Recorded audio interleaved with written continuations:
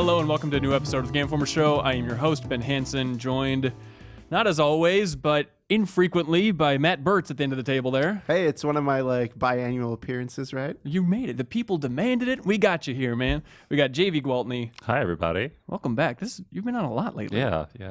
Permanent kind of co-host Javy. You like the dulcet tones of his voice? That's right. He does sound a little bit like Matt Helgeson. Yeah. When you hear him across the office, you can hear it in there. But we also have Ben Reeves. It's me. You really did it, man. Sound like myself. You really do. Actually, I think, JV, you sound a little like Brian Shea. Don't say that. That Never hurts. say that. Hey, everybody. We've got a really good show here. This is genuinely a good show. We have Gears of War 4. It's our cover story. We just unveiled it this week. We're going to talk all about that trip. Myself, Ben Reeves, Javy, and I went on that, share our impressions. It is the talk of the town. Then we're going to talk about The Division, a gigantic game that released this week that Bertz has been playing and getting ready for the review. Talk a little bit about Stardew Valley with Javy, and then do some emails. Then after that, we have an interview with the sole developer of Stardew Valley, Mr. Eric Barone. So I talked to him all about the process of developing that game and what it's like to be in the middle of a whirlwind of success. That was all one guy? Isn't that insane? Did he do the That's music and all that too? He did absolutely everything for 4 years and no early access, no nothing. He's like, yeah, my girlfriend played it before release, but that was about it. Then he releases it and Steam just devours it and makes him a millionaire overnight. Do we have a term for that yet? Because Axiom Verge was the same deal. Like one dude did everything. Right. The singer-songwriters of game development. Yeah. Toby Fox did. Yeah, with Undertale. Yeah, he talks about, I talked to him about that comparison with Toby Fox. But it's a good chat and it'll let you inside the whole process of developing that, what some people might call a Harvest Moon clone, I would call a Harvest Moon improver. But it's a hell of a game on Steam, but we'll talk about that later. But for right now, we should talk about Gears of War 4. Ben Reeves, Do it. you wrote that cover story. That's right. We all went up to Vancouver and visited Black Tusk, now called the Coalition. Rod Ferguson has joined the studio. He's with Gears for 10 years down at Epic. The original producer for the Gears series. Yeah. Produced all the first three. I think he was involved in Judgment to a fair degree. Yeah, he left halfway through Judgment's development. When we did the Judgment cover story, he was down there. And you were there for that, Bertz. Yes. Yeah, it was a good time. It was a really fun trip to see Gears of War 4 just as a weird follow-up on the entire Judgment cover story, because Judgment was a weird cover story trip. Just as far as who we were talking to, Cliffy was still there, but he was kind of on his way out. Yeah, it was a company in transition because that was when Epic was like, we're getting out of this console space. We're going back to our roots. Right. We got this 10-cent money coming in. We're going to start making the Fortnites and Paragons and things like that. Of the world. They had announced Fortnite at that point too, right? Yeah, they released that teaser trailer, like the VGAs or whatever at that point, but they weren't talking about it. But I remember learning on that trip that Cliffy was spending most of his time working on Fortnite, or a majority of his time. So it was kind of this nebulous thing of who's our spokesperson for Judgment? And Rod kind of was that person, along with Adrian Himmelars over from People Can Fly. But it's fun because Rod's gone on this crazy journey shipping BioShock Infinite, starting up something with 2K, and then eventually came back to Gears. So it's nice to follow up with him and see him reunite with his love. But Reeves, since you wrote the cover story, what are your impressions of Gears of War 4? What's your impressions of everything we saw there? Yeah. Well, first I'll say I liked the first couple Gears of Wars, and then started to I don't know. I wasn't as big of a fan of Judgment. I know you guys JV. drifted apart. I hate Judgment. Hate Judgment. I hate it so much. You just played it. I just played through all of them. This past week, once we got back, I just played through every single one of them. For research, or because you were Both. that excited about Gears of War again. Exactly. Also, because when I got an Xbox One, it just came free, with all of those. So that's a good reason. That's a good reason. You get something free. Yeah. You got to play it. You got to eat it, even if it's disgusting. Give us the rank. That's how right. would you rank the 4? 2, 3, 1, Judgment. Below the table for people that aren't watching the If you YouTube couldn't see, version. Judgment was 7 inches below the rest. Yeah, Judgment's rough. Yeah. But how's Gears of War 4, you guys? But Gears of War, I even said to you, as we were flying, I was like, hey, I'm not really as excited about this cover story as I have been for other ones. But then we got there and I was blown away. Really? I say that the game, I think legitimately looks cool. But then also just the fact that I kind of went in maybe slightly underwhelmed. What were you? And then was overwhelmed. I'm curious what changed, because you saw the little 6-minute video at E3, Right. And that seemed to be pretty much in the vein of what we saw at the studios. I'm curious what blew you away. It is, but that also was like fairly slow. If you go back and look at that video, it's kind of a slower take on it, and you're like, who are these two new characters? I don't know anything about the world anymore. It just seems really dark, which actually, when you go and like talk to those guys and they explain like, this is why we did this is why it's darker, this is why there's two new characters, like it all makes sense. And I kind of like got excited and bought into their reasoning behind it. You know, they're setting the game 25 years in the future. They want to honor everything that happened in the first Gears of War trilogy and say like, you know, that stuff was real, it happened. We're not like pushing the reset button. Right. And you're playing as Marcus Phoenix's son. So Marcus Phoenix will probably show up in the game. They wouldn't confirm that. Yeah, it was all nebulous as far as, I mean, they have a tough relationship. They aren't buddies, but it's So unclear. JD has reacted poorly to his dad's dude bro kind of attitude. That's it. Is that- He's exactly. revolting He's against revolted the dude against- bro of the past. Yeah. Right. So he's really friendly and fun. Yeah. But I don't know. I thought the characters seemed more in depth than they had in any other past Gears game, I would say. Yeah, more well rounded, let's say. That's yeah. not a high bar. No, it's not. But there was one quote Rod had that's like, yeah, we actually tried to make the characters more well rounded, so you couldn't like, because the first Gears game we made sure that you could describe them in like 1 or 2 words, but now you can't describe them as like over enthusiastic pro athlete anymore. Like They Yeah. were crayon depth to 'em. drawings, basically, Yeah. right? You know. Yeah. And- which I appreciate that they kind of recognize like we did this kind of on purpose. But as far as what and we now we're saw, changing it. I feel like the character stuff, I still have the least grasp on what that's actually going to play out like in the game. And like we have a whole month of coverage, and we're going to be diving into the characters and explaining as much as we know throughout the month on GameInformer.com. But mainly what we saw was gameplay. Yeah. We saw like an extended gameplay demo that was from an earlier section. Basically, what you saw at E3 isn't really in the game. It was this weird hybrid kind of spliced together thing. So that one of the demos we saw was more atmospheric and spooky, and we can talk about that in a bit. And then at the tail end, it kind of jumps into where the E3 demo ended. Right. And then another one we saw focused on the wind flares and was a little bit more insane. And then we also saw a bunch of test rooms, stuff like that. You guys actually got to play the game Yeah. in a little test environment. I found out Javy's inverted. Yeah. Yeah, Yeah. invert for freak. life. Yes. It's so gross because we had to pass the controller back and forth in the studio. It's like, oh, everyone hang on. This room of 12 people under a lot of pressure. Let's wait for JV to go through these dumb debug controls. Don't worry. Ron called me something mean too. I can't remember. He just he groaned and said something. He didn't groan loud enough. You're a monster. You should have just dealt with it for like 2 minutes of playing Gears of War 4 just so you wouldn't have to Just slow everybody learn down. how to play it like a normal person. Like, Okay, let's anyway, break down the demos but, we saw. Yeah, to set up the demo, like the first demo, maybe to set it up, the world is 25 years in the future. I said there's this group of outsiders that are living outside of the rest of society, Right. Cleverly named. So, and your main You character need more than one descriptor, right? That's what you're going That's right. That's right.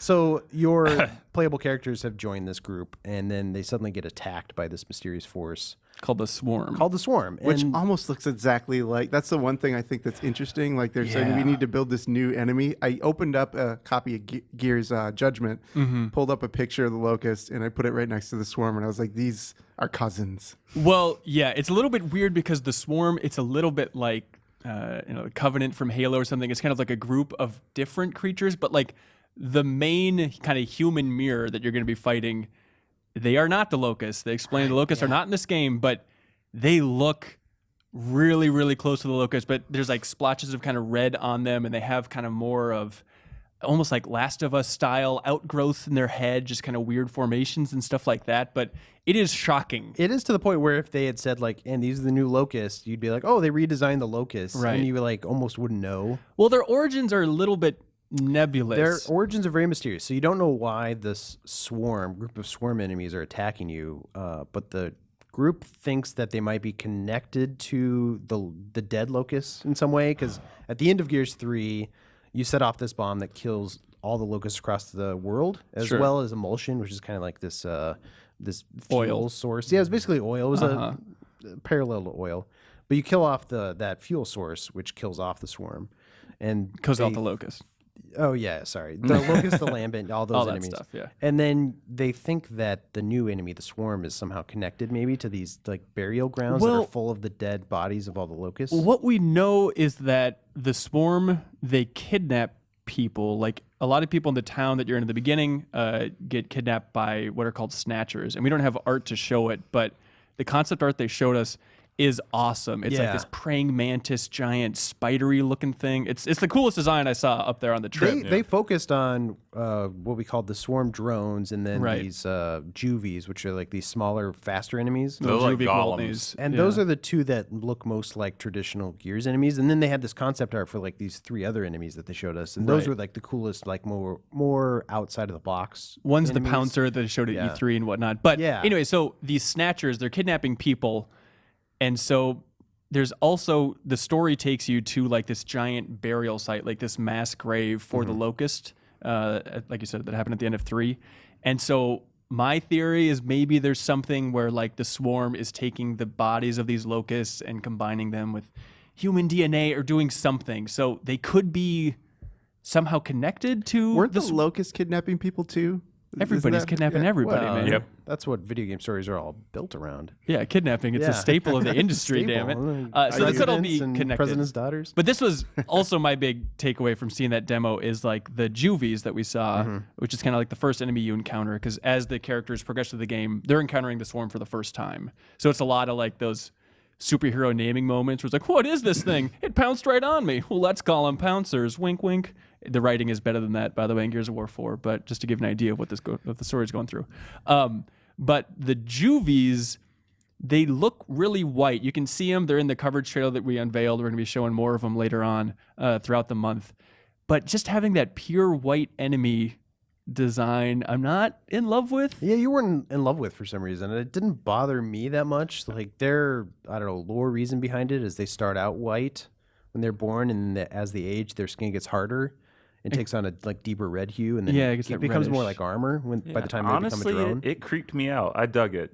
I mean, I think it does kind of look dumb, but it also gets across like just how slimy they are. You know, it's like something, and they come out of pods. You know, they burst. So it works for me. Well, what works for me is like the design I'm not crazy about, but seeing them in action is nuts. And you talk about them bursting out of pods because there can be a lot of them. And so when you first encounter them, they leap all over the place. They come in swarms. It's like a pack of zerglings coming at you. And they're like running on the walls, jumping around the environment.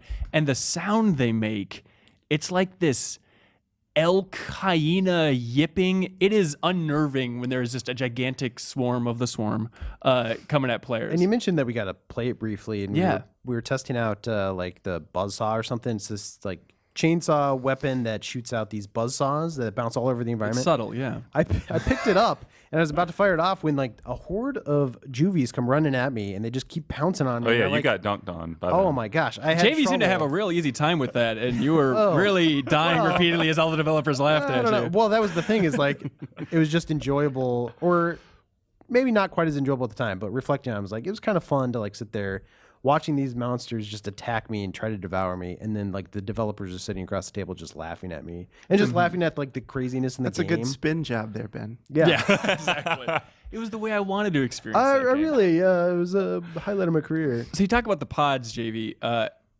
It's a pretty gamey thing, but I like it. Where it's like there's these weird pods. You can see them in the E3 video. JD comes up and inspects them a little bit. But these pods, there's traditional cover, obviously, but this is kind of like dynamic cover is how they see it. And so they're even like hanging from the ceiling, and you can like shoot them down to make new cover in the environments. Or crush enemies. That's right. Yeah, you can crush enemies with them. And then if you shoot them open, like if your aim isn't right and you're trying to shoot like a juvie that's hiding behind this pod and you accidentally shoot the pod, it could have another creature inside of it, including a screamer, which will then scream and pop all the other pods, and you'll get swarmed even more. Yeah. It's kind of they explained it like a dice roll. You could like it could be empty, which would be great for you because then you've just destroyed the cover that the enemy's behind. Or it could have another enemy which just adds to the battlefield. Or like worst case scenario, it's like this certain enemy that screams and pops all the pods in the environment, and then you have like a ton of enemies to deal with. I don't mean it to sound negative, but it is a very gamey thing. And the other gamey thing that really stood out to me are the wind flares. So these are like, it's the crazy fire lightning tornado you see in the E3 demo briefly. And so those are going to be throughout the game, and it's this whole crazy procedurally driven system that they've made. And like when it's at its most intense, there's like lightning flying all over the place. But it's described like Rod Ferguson, one of our video reviews, describes it as like a mini boss battle in and of itself. But there's like lightning going across the environment and you have to dodge it. It's basically like Final Fantasy X. Remember when you had to dodge lightning in that field? It's exactly like that.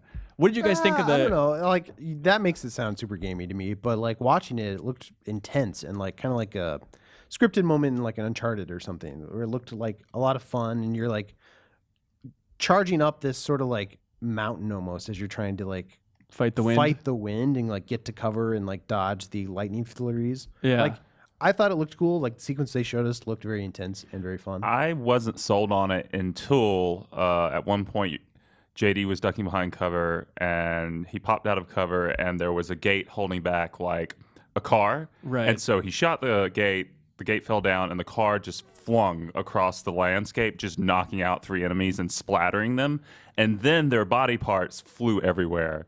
And that sort of gruesome display really appeals to me, so I was on board for that. I'm with you. I really love that. Like when you hear about wind being a big feature in Gears of War, it just sounds bizarre. It is a weird choice. You're like, I wonder how that like happened to begin with. Like, where do you get the ideas? Like, oh, wind in Gears of War now. Well, they said they were like the previous IP that Black Tusk was working on. It had some weather elements in it. They're talking about the rain effects and stuff, and so I wonder if some of that was kind of cross-pollinated with Gears of War 4. Yeah, I think they said some water tech is what this was based on. But I'm with you, JV. Like I was hesitant about it because I think of just wind in gaming, and I think of like Journey or the last boss in Eco. It's just annoying. Terrible games. You're right. No. But like those elements, like just having to walk slower. There's nothing fun about that. But what is fun is just the chaos that happens there, where you're shooting enemies, they're flying all over the place, you're like freeing up things on the environment that are slamming into enemies, and just the potential for just batshit insanity. And it's great because you can, again, this goes into the risk-reward thing they're going for. You can totally screw yourself over with that. Like you can shoot something and it come back and hit you in the face. Right. And I love that. Yeah, grenades get pushed against the wind. So if you like use a grenade launcher and pop one out, it'll get carried off by the wind, and if you like shoot into the wind, it'll just fly back and hit you in the forehead. So I kind of like that. Yeah, I'm happy that people seem to be excited about learning more about Gears of War 4, though, with the cover reveal earlier in the week. There's been a lot of enthusiasm about it. What are you worried about, Bertz, with this one? They had a lot of good writers kind of come in and try to clean that game up. Tom Bissell, who wrote the book Extra Lives, I think he's a really good writer. Hang on, JV's vomiting on the table. No, because it's judgment, because we're talking about judgment here. Yeah, they tried to fix it, and it seems kind of like a thing that was unfixable. So I'm most hesitant. Is this going to be a believable world with interesting characters? Like, I know they're going to do combat right because the combat's there. It's always been there. Right. And if they mess that up, I mean, that's glaringly obvious. And they seem confident that they've nailed it. Like, they even like have it mirrored so that the controller will support the game in Unreal Engine 3 and Unreal Engine 4 to make sure that it's 1-to-1. And so you guys played it. I mean, does it feel like Gears of War? Oh, yeah. Yeah. The parts we played felt really good. We messed around with the cover system a little bit too. They've kind of changed up the cover, so now you can just immediately vault over something when you're like running forward. And stab a lot of people with knives. Yeah, you stab people with knives, which is like a new addition as well, a new melee death kill system. Yeah. Or you can like pop out of cover and like hit somebody in the shoulder, like a shoulder charge. Yeah. But it's not. It's kind of disable them. Yeah, but it's not like something that's even open to abuse like in multiplayer games, though, because they make it kind of difficult. I think, at least for me, it was a little bit difficult, like having to nail that wall so you like vault kick them. Yeah, I noticed JV had a lot more trouble with that than I did. Whatever, you got swarmed. It was about 25 minutes of Reeves trying to hit the B button at the right time, is the way I recall. No. I had a way easier time with that. Anyway, but I want to get back to after you get the hang of it, though, it's not that hard. I think in single player they kind of designed it like once you were in the system, you can use it to your advantage. In multiplayer, they built systems around it so that if you're playing another human, they can like do things to kind of dodge and not always get hit by that. Yeah, I think they can block it, right? I think that's what they said. Yeah. The executions you can do are pretty cool, too. They remind me of the stuff from Shadow of Mordor, except much gorier. Less black blood pouring out of it. But I want to get back to your point, Bertz, because, gameplay, I think they're confident there. They said they are working with some writers. They weren't ready to announce who it was yet. But, like, you got to remember this is a whole new studio. And talking to those developers, they seem aware of what's obnoxious about the tone of Gears of War, and it's got to be a tough line to balance with the fans. Totally, yeah. But when I asked like the new creative director about it, Or so you're laughing? You know. Well, I don't know if it's going to make the video, so I'll just explain. But I was like, hey, so I think the big question for people here with like the coalition, new creative director, new team, like, is this game going to be bro-y? And he's like, well, I'm an older gentleman. So if by bro-y you mean is the coalition a tight unit, then yes, it is. It's like, no, I'm not going for that. So you didn't really understand my question about bro-y. So I think it's in good hands. Dodged it. Yeah, could be. Maybe. That's a weird way to dodge it, Anybody who works on Gears of War has to be familiar with Dude Bro and what the Could connotations that come along with it. He has a good answer for it, though, where he explained that, like, since this isn't wartime, like all the other Gears of War games have been in the middle of this crazy war with the Locusts, just everything's going insane. And so they were going for, like, more of a military vibe and military speak amongst the soldiers. Whereas this, it's peacetime, at least in the way it starts out, right? And so these aren't soldiers, and so they're not going to be like, hey, bro, what are you doing? Hey, don't this up, bro. Like, that's for when you're in the foxhole. But when you're just like living in a town and encountering some spooky stuff, you're not going to necessarily talk that way. Well, and even like the character designs, you can see the 3 character designs on the website, and they are a lot trimmer than Marcus and Dom were. Sure. Not so much HGH. Yeah, they're still Right, slightly exaggerated to some degree, but they're, slightly more realistic proportions. And I think that kind of like, shows their tone they're going for. Yeah. They're kind of like coming back, trying to be a little bit more realistic. There's still a little bit of an exaggeration going on. And they talk it's still about fantasy, but it's, Yeah. And they talk fun. about getting back to the basics of Gears of War 1. And like, I remember that at E3, them talking about that, like, oh, we kind of want to bring back the survival horror elements that we're trying to go for in Gears 1. And Reeves, you and I played through Ultimate Edition before the trip. Not as survival horror-y as I was expecting based on that talk, where they talk so much about getting back to the roots of it. Like, there are certain sections in the first Gears of War where it's like, okay, I can kind of see what they're going for here, but... Yeah, there were areas, I think. And I think part of that's built off the fact that they were really inspired by Resident Evil 4 back in the day, which is interesting. So I think some of that was like behind the scenes. They were really inspired by survival horror. And some of those elements soak through, like the bats. Like, you're trying to like dodge in the dark. Well, what's more survival horror than a bat? My gosh, it's all you bats. need. That's all you need. Well, razor bats. They're bats that kill you with their razor wings. Oh, and that final boss fight was such a delight. Oh my god! Actually, that was way easier in the Ultimate Edition than the original game. Oh, really? Yeah. But anyway, I don't know. I think there's elements that seep through, and I think that's kind of like behind the scenes their design sense. With 4? And with 4, Okay. I think it's a little bit more front forward. If that's And to be fair, like the stuff we saw. Where they're kind of encountering these enemies for the first time, it was earlier on. So I'd imagine it's as survival horror-y, I'm going to keep saying that word even though it sounds terrible, as the game gets, where there's a lot of mystery about what are these weird things. You're encountering all this stuff for the first time, different creature Yeah, every time designs. you meet a creature, it shrieks and runs away across a rooftop or something. And there was, like you talked about the Snatcher. It looks really cool. It's kind of this crazy, like, tangly monster. Yeah. Do you think Gears fans are going to be embracing of the tone? Oh, yeah, I think so. Yeah. I think Gears fans love the combat, and I think there's a certain element of the sort of the dude bro that they get into, to the over exaggeration of it, but I don't think they're totally bought into like that's what they need it to be. But I think, well, here's the question: of all of the Gears fans out there, are a majority of them on board for just epic insanity and brutal nonsense, or do they like the survival horror aspects? I would argue probably more people are into the epic nonsense, pardon the pun. Right, Bertz? Am I nuts? I think most people were into horde mode. Right. Okay, exactly. I think that's the best thing that's ever happened from Gears of War. Like, the controls are great. Horde mode was phenomenal. And millions of studios have copied it at this point. Right. That's true. And they wouldn't talk about, multiplayer much at all with us, but it's, it seems like they were aware that people liked horde mode. We directly asked that in the 105 questions that we posted with Rod. Yeah. Oh yeah. So that's already up there. Yeah. And so we have like tidbits about multiplayer that we learned, but obviously this was focused on the campaign. Yeah, we're gonna have a story coming up this next Monday. Actually, it's kind of focused on everything we know about multiplayer. So stay tuned for that. Yeah, for sure. And yeah, we're gonna have a whole month of content rolling out at gameforward.com/Gears4, including a special edition podcast at the end of the month. So if this is not enough for you, if it's not enough for you, and you actually want to hear from Rod himself, the right. studio head up at the Coalition, be sure to send in questions. We'll post a story and then you can comment on that, but we'll advertise it in the future so you can actually get your direct questions asked. But I'm excited about the tone. The E3 demo from last year, I don't know, maybe I just wasn't paying that much attention to it. I was expecting something epic and crazy and it didn't really happen.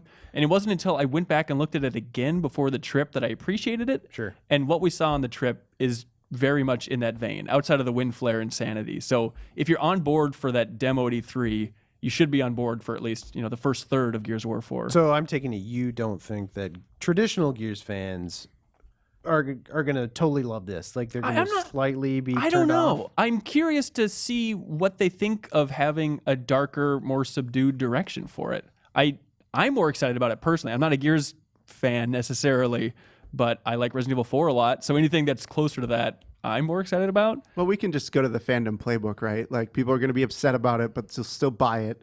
And then only then will we actually understand what people think about it. And then 10 years from now, they'll be like, oh, back when Gears of War 4 came out, that's when the series was at its peak. Yeah, why can't we get back to the glory days? But that's enough about Gears of War 4. Unless there's anything else you wanted to shove in there, JV.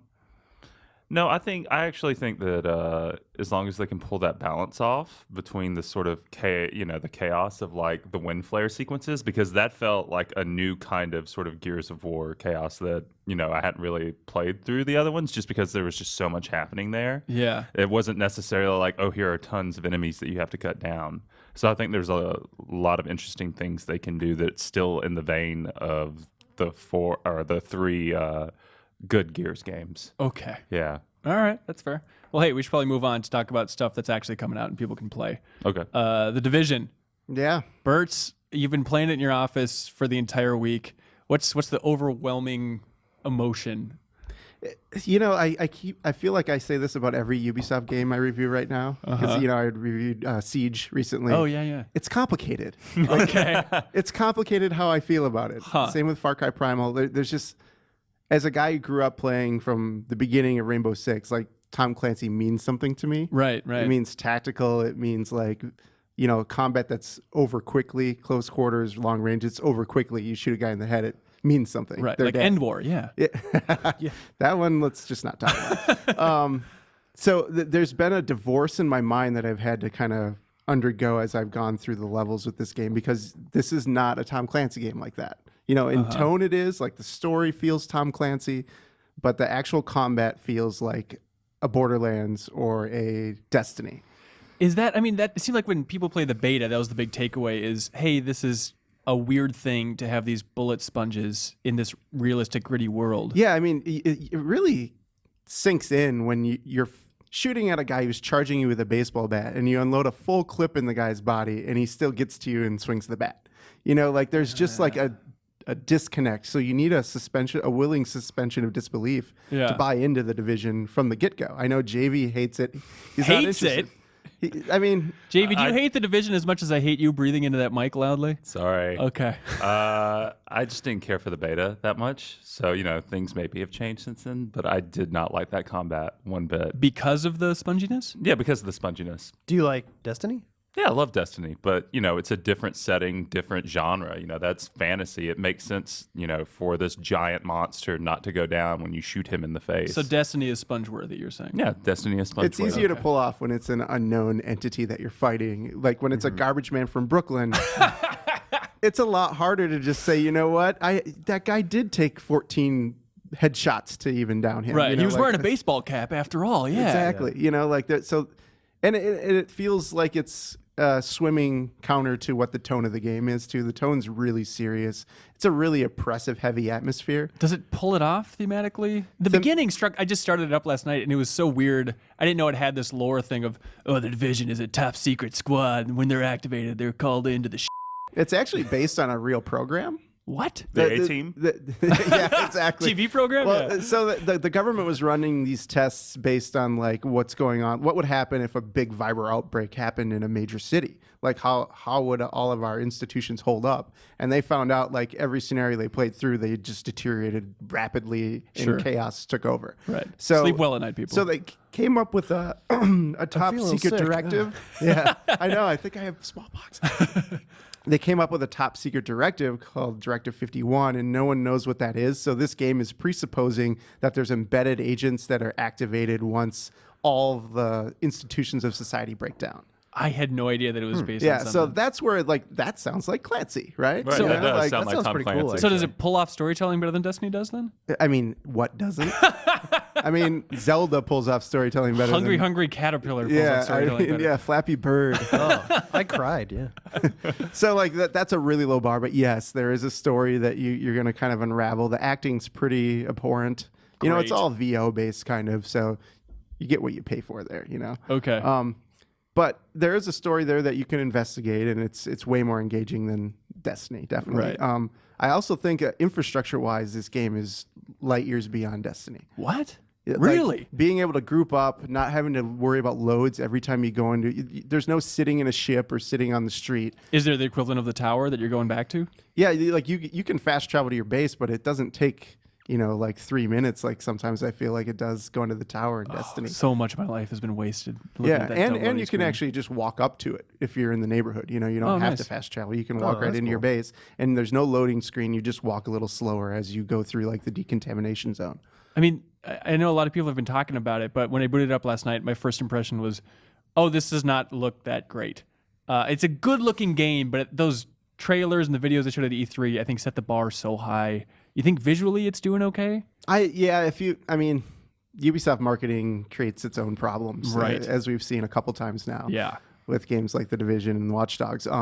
But if you weren't looking at those early, fictitious representations of the game where guys are talking slow and moving through the buildings and like you take it at face value, I think it does look pretty good. It's a really dense world. And they pull that off by kind of creating fog zones around where you're at. So you're only seeing like a block and a half at any given time. So do you remember that first trailer when the person took cover behind the car, and as they were going around the car, they closed the door. Is and that everybody a thing? went nuts. Yeah, it's actually an achievement. Oh, really? Yeah. Wait, to close a door? Like as you're walking along the side of the car, like in cover, you can close it to keep moving up. Yeah. Yeah. It was just a little thing that people grabbed on and like next that's gen. cute. Woo! I think it is cool. Yeah. It'd be like, the question is it filled with that level of detail, or is that just a little one-off thing? The details are environmental. It doesn't feel like a living world. And that they're getting away with that a little bit, I think, from the fiction, because you're not the first group that's been activated. There was another group of Division agents that were activated, and you don't know what the hell happened to them. Okay. So you're coming in even later. Right. So you don't know, the city's kind of barren. There's a lot of people that are wearing the same clothes. You're not going to see like that ambient storytelling you get from like a CD Projekt game or a Rockstar game. Right. It's a little more dull than that, but Okay. it is pretty if you don't live in New York and you realize like, where's the Empire State Building? Where's the Chrysler Building? It's basically what they did for The Crew. Just a weird boiling down of the key elements and whatnot. That would be weird. Well, I know you said it's complicated, but are you enjoying the game? Like, are you recommending it to people? What's the tone? Yeah, there's things to like in this game, definitely. I think the combat's not going to wow anybody, but it's competent. I have some problems with the cover system. When you're in a really hot firefight, you can get stuck on cover, or like it'll swap you over to the side of the cover you don't want to be on. There's some issues like that, but generally the guns work. The loot system's really well done right now. Oh, really? I'm 20 levels in, and like I'm starting to see like the end game of how the loot works together, and it's very Destiny fans will be familiar with like trying to balance these like levels on your weapons that give you bonuses for certain weapons. Do you get like the equivalent of engrams to go back and I haven't decode? gotten to like a Engram type thing, but there's these three things. I think it's like firepower, stamina, and electronics. And if you have those levels at the right level for a particular weapon, you unlock a special perk that weapon has that might give you a plus 10% headshot damage, or just like a little something that like overpowers your weapons. One thing I liked in Destiny, I think a lot of people liked, is just different classes, and you have your hunter, and then you'd level him up and then switch over to another guy. But I was kind of surprised actually to hear you say that there aren't really like classes in the game. Do you feel like it's lacking? No, I love it. I personally love that. I don't want to like. I hate replaying things. I that's just me as a person. I don't want to go back and play something over again. Right. So like the idea of like, I'm going to start a couple classes in Destiny, and then I'll have 2 or 3, and I can juggle between them. But you've played the same content 3 times. Like, there's so many games I haven't played. Why would I do that? Yeah. That's how I am. But there are So, ways like- to like level up your dude. Though, So right? this game, like basically the skill tree is totally open to you. So you can basically unlock every single skill that there is, and then mix and match and use what you want when you want to. So if you're in a really heavy firefight, maybe it makes more sense that a couple of you need to bring in medical stuff. Or maybe you just want to go full offensive and the whole team can roll with turrets and stuff and just create like this crazy impenetrable wall of ammunition flying at people. Do you switch that up with different builds then? Or you think people are just going to kind of get in their groove and stick with it? No, I think you're going to see a lot of variance, especially in the Dark Zone, because there are skills that are tailored toward that unique experience. Okay, so the Dark Zone, it's this area, it's like, what, a dungeon where you can get a lot of loot, but then other people can come kill you. Is basically, that the idea? in the middle of the map of Manhattan, there's this area that was like ground zero for all of the smallpox outbreaks. Okay. So they call that the Dark Zone. Like, it's all cordoned off. And you can go through these contamination gates, and in there, anything goes. So there is really good loot you're going to find. There's really hard enemies. As you go north in Manhattan, the enemies get really hard. Okay. And there's also random people in there. So like I've had matches or instances where I come in with another guy and we're just doing our own thing. And then at the extraction point where you get your loot, you need to extract your loot before you can use it in the rest of the game. Mm-hmm. That's where like the shit can hit the fan. Okay. And all of a sudden you're getting swarmed by AI, and then other players can come in, and if they want to like try to cap you and take your stuff, they can. So like I have not experienced that a ton, but I know a lot of people who have been like, I walk right through the door into the Dark Zone and dudes are like just shooting at us. So basically it's like a little sectioned off area where it's more like DayZ. It's like a no man's land there. Yeah, it's a no man's land. Exciting. And as people go rogue, like there's a bounty on your head, and like you can't actually leave until like the timer runs out on going rogue. So like you need to basically hide from people if you want to eventually extract and get your stuff. Weird. And it works. It's not just broken as hell. I don't know if it works yet. I've only up to level 10 in the Dark Zone. You have a different leveling system in there than you do in the regular game. Uh-huh. So I think the jury's still out on if it's going to work. I think I'm going to spend a lot of time after I get done with the last 5 missions I have left. Yeah. To see what that's all about. Is there like the equivalent of the Crucible? Sorry to keep coming back to Destiny, but I think it's probably the best example. There's right? no PvP like direct mode. This is the only mode that has PvP in it. There is no multiplayer proper. So, I mean, Miller has put over 1,000 hours into Destiny. He's been playing with you almost the entire time, I think, that you've been playing the Division. Yeah, he's up there. Is he digging it? Do you think he would recommend it to people who are fans of Destiny? I think he does like it. Miller usually has a higher threshold for what he likes than I might. I might be one of the more cynical editors that we have on staff, but I'm generally enjoying it too, but it's the lower end. I bet Miller would come in higher than the lower end of enjoyment. Yeah, your official review so far. I have trouble seeing Miller switching over from Destiny to this. Oh well, obviously. Well, there's nothing to do in Destiny right now, so I think that's true. The timing is right for the Division to succeed. It's amazing timing. It's like we're secretly bribing Bungie and Activision just to have this drought and to have this massive army of pissed off Destiny fans. It's like, hey, here's a Destiny clone that is supposedly pretty good. Is Peter Dinklage still in the game? Or did they redo his voice work? Yeah, they redid it again. That's perfect. So reviews still incoming, right? Yeah, I'm not done. I'm not scoring it. I have problems with it, but there are things I like. Another thing I like about the game is the combat spaces. Oh yeah. For like the major battles, there's a lot of variety of verticality. There's a lot of different tactical approaches you can take to those battles.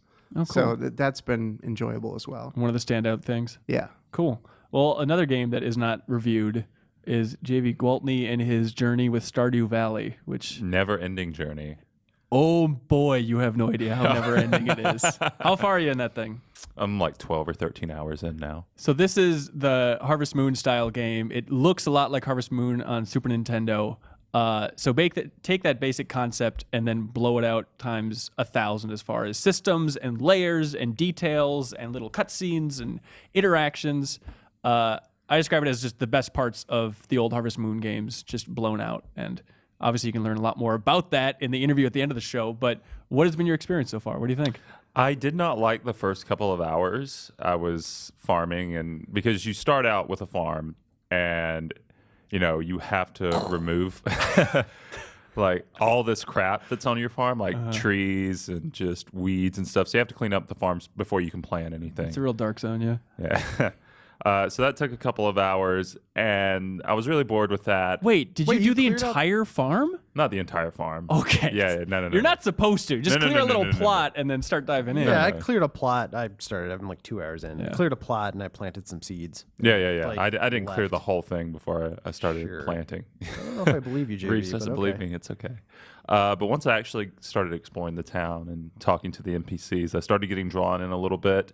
And then I found the mines. Yeah. And that's like crack. It's ridiculous. It's like I'm planting. I used to plant stuff just to sell, but it doesn't make that much money so far. So like peppers and stuff just to sell and make some money so I can build like silos and whatnot. Yeah. But now I'm just like stocking up on health and energy recovery items and going into the mines, which is sort of a JRPG dungeon sort of thing. A little more like Rune Factory, those games. It reminds me, as someone who doesn't have that much experience with Harvest Moon or Rune Factory, the closest thing that I experience I can describe it to is like Persona 4 and how it unfolds. Like the first 2 hours of Persona 4 are so dull. Like it's just ridiculous, and it's like slowly your voice. What?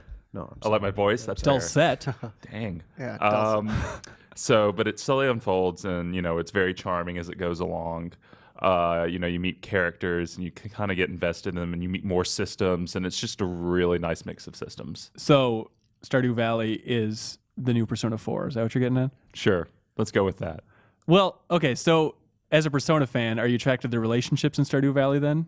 I'm getting there. I'm mostly still figuring out what these characters are about because, it's not one of those things where you can stop them and just talk to them. Like you'll like click on them and then they'll say something. Or they'll usually be kind of a jerk to you initially, especially Haley. Haley is a monster. And we talk about Haley.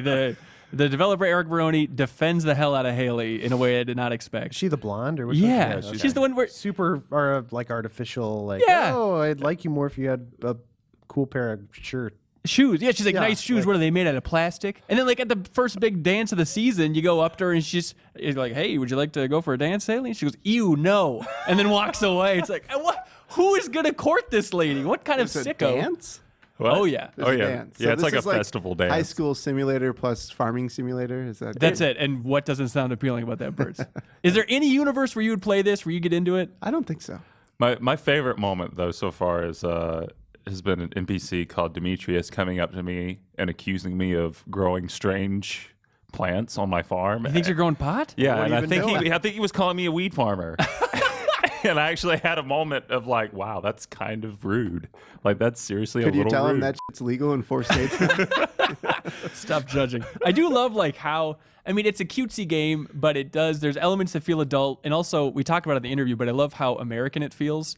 Like one of my favorite characters is Pam, who's just this middle-aged bus driver who is constantly drunk and talking about drinking and lives in a trailer down by the lake. One of her quests involves you finding a pale ale, and you can't find any other beer, or she'll be like, no, that's not what I want. You have to go and find a pale ale. And it's great. It's great. My favorite moment was also with Demetrius because I'm trying to get in his daughter's pants, Maru, over there. She's my lady. all right. And so I've been courting the bejesus out of her. And then at a certain point, I was like in her house, and she's like, I have to go take care of some stuff. Do you want to just help my dad in the kitchen? And so it was like that awkward hanging out with your girlfriend's dad moment. We're in the kitchen. And then he's like, hey, Maru's a smart lady. And I don't want anything to distract her from her studies, if you know what I'm talking about. And you have a couple dialogue options. And then like Maru came back. She's like, hey, did you guys find something fun to talk about? What was going on? And like one of the dialogue options there is you can say, yeah, your dad was being real weird. Or you can just be like, yep, everything's fine. And so I was just like, yep, everything's fine. And That's then so Minnesotan of you. I know, it you really probably was. would have said your dad was being weird in real life. Oh, I would have screamed it from the heavens. But then the next day, I was working on my farm, and Demetrius, the dad, comes down, and he's like, hey, I noticed you got a cave on your farm there. How about I put a bunch of bats in it? And then he fills this cave on my farm with a bunch of bats. They could be completely unrelated, but it happened the day after. It's just a lot of those weird little that's moments, just little cutscenes and breakout moments. And another thing I love about this game a lot, because I probably should have pointed out that I'm absolutely in love with this game. I'm in winter, at like around 22 hours. Yeah, Hanson keeps coming up to me while I'm reviewing the game, sort of stooping over my shoulder, going, you should do this. You should do this. I'm going to fix the way you play that game. Absolutely. Quit backseat reviewing. Yeah. But I love like the amount of mystery in the game, and there's little magical elements, and there's so many things. It's like, I have no idea what the system is. I don't know what this is referring to. I don't even know what this creature is. Do you have little standout moments that have intrigued you, like systems that you don't quite understand yet? Yeah. I mean, I think there's a lot of sort of, I don't want to call it Minecrafty, but that sort of wiki diving that you might have to do. Like for me, I finally gave up trying to figure out how to make the furnace on my own. So I was like, I'm just going to look this up. Wait, to get the furnace to make the copper bars. right, but to get like the ingredients for it, or just like the blueprint crafting diagram? No, just to get the ingredients for it. Okay. So yeah, because I didn't know about the mines until I figured out where to mine for copper ore. So that was one of the fun moments where I figured out, okay, this is kind of what this game is about. And also just exploring the mines. Like, they're not really that special so far, but it's the right kind of hook. And it's scary, man. Like the flies. Scary. It is, because you get so close to dying when these flies start attacking you later on. And when you die, apparently you lose 11 floors, because the entire thing is trying to get as deep as you can. You get better loot and whatnot going down. Mm-hmm. This game is just, it's nostalgic heroin for me, but it's just like simple progression. Like, it does at times feel a little bit like a cookie clicker or something like that, Progress Quest, like a game like that, where you just start to feel like, oh man, it's not bars going up, it's just growing my farm, and I am so invested in it, and it starts to feel a little bit unhealthy with how addicted I am on it. Well, hey, you got chickens now, right? I got chickens, I got a bunch of cows now. You got cows? Oh yeah. God, I just got the chickens. I gotta get those cows. I don't have Maru yet. I'm halfway to winning her love. But make sure before the winter that you have some animals going, because no crops in the winter. Oh yeah, I've got some chickens, so I just need some cows. Have some money saved up too for that winter, because it goes for you farmers out there too. That's right, farmers of America listening to this podcast. Listen close. Absolutely. But stop. Yeah. Stop being farmers. That was my advice. We're the Almanac cast now, I guess. It's amazing to think about this game and the market that it hit. You think that, like, with so many indie games out there, that all these little subsets and fans of old JRPGs, that all those fans' expectations are being met and everything that they want. Apparently, there is a giant gap that no one saw in Harvest Moon clones on Steam, because this game is annihilating sales-wise. Do you think it's a giant gap though? Like, if there were like 3 more of these things, I don't think like those would all sell crazy. I think this one hit scratched an itch. It really did. But I don't know that there's a lot of room for more. There's the farming simulator crowd. I'm sure there's still a little more wiggle room. Is it in the same vein as like Undertale then? Do you guys think that Undertale scratched the Earthbound itch? Yeah, for I guess, sure. Because that sort of quirky JRPG sort of thing. Yeah. Okay. So just find that game that people the have done. studio had some street cred too. They did Starbound, right? Well, not quite. So it's complicated. So it was made by Eric Barone over 4 years, just by himself. But then apparently the developer of Starbound reached out to him because they saw this guy working in his basement on all this stuff. And they actually published the game. Okay. So they're just helping them out with some more businessy type stuff, and they incorporated some Starbound elements in there. Looked like Starbound a little bit. Right. Okay. So there's little nods to Starbound in there, but it's Chucklefish, right? Chucklefish is the name of the developer of Starbound. Yeah, I do think they have some serious Steam cred. I think that didn't hurt. Yeah, for sure. And now there's just this groundswell also of just the Reddit community for Stardew Valley is growing insane. The Steam community is exploding. The mods are really starting to pour in. Yeah, the game hasn't been out that long. Right. It's ridiculous. 2 weeks? Yeah. But I feel like a couple weeks ago, there was an early access game called Slime Rancher, which was first person. It kind of had a Team Fortress-esque vibe combined with Harvest Moon kind of Monster Rancher. And Steam lost its mind for that, but that's still a pretty rudimentary experience. I had a good time with it, but I started to have that itch scratched, and then I feel like that kind of died away, and now it's just full-blown Stardew Valley. You're going to give yourself a rash with this. That's right, yeah. It's just scratching. My skin's bleeding all over because I'm scratching so many itches with this. I think the best thing about Stardew Valley so far, and the scariest thing, and you kind of touched on this earlier when you're talking about how unhealthy your relationship with your farm is, right? Is it feels like a world to get lost in, and in a genuinely compelling way, because I feel like a lot of games that I play that have that sort of, they brag about it on the back of the box. So your Skyrims, your Dragon Ages, not so much The Witcher. I think it fulfilled that.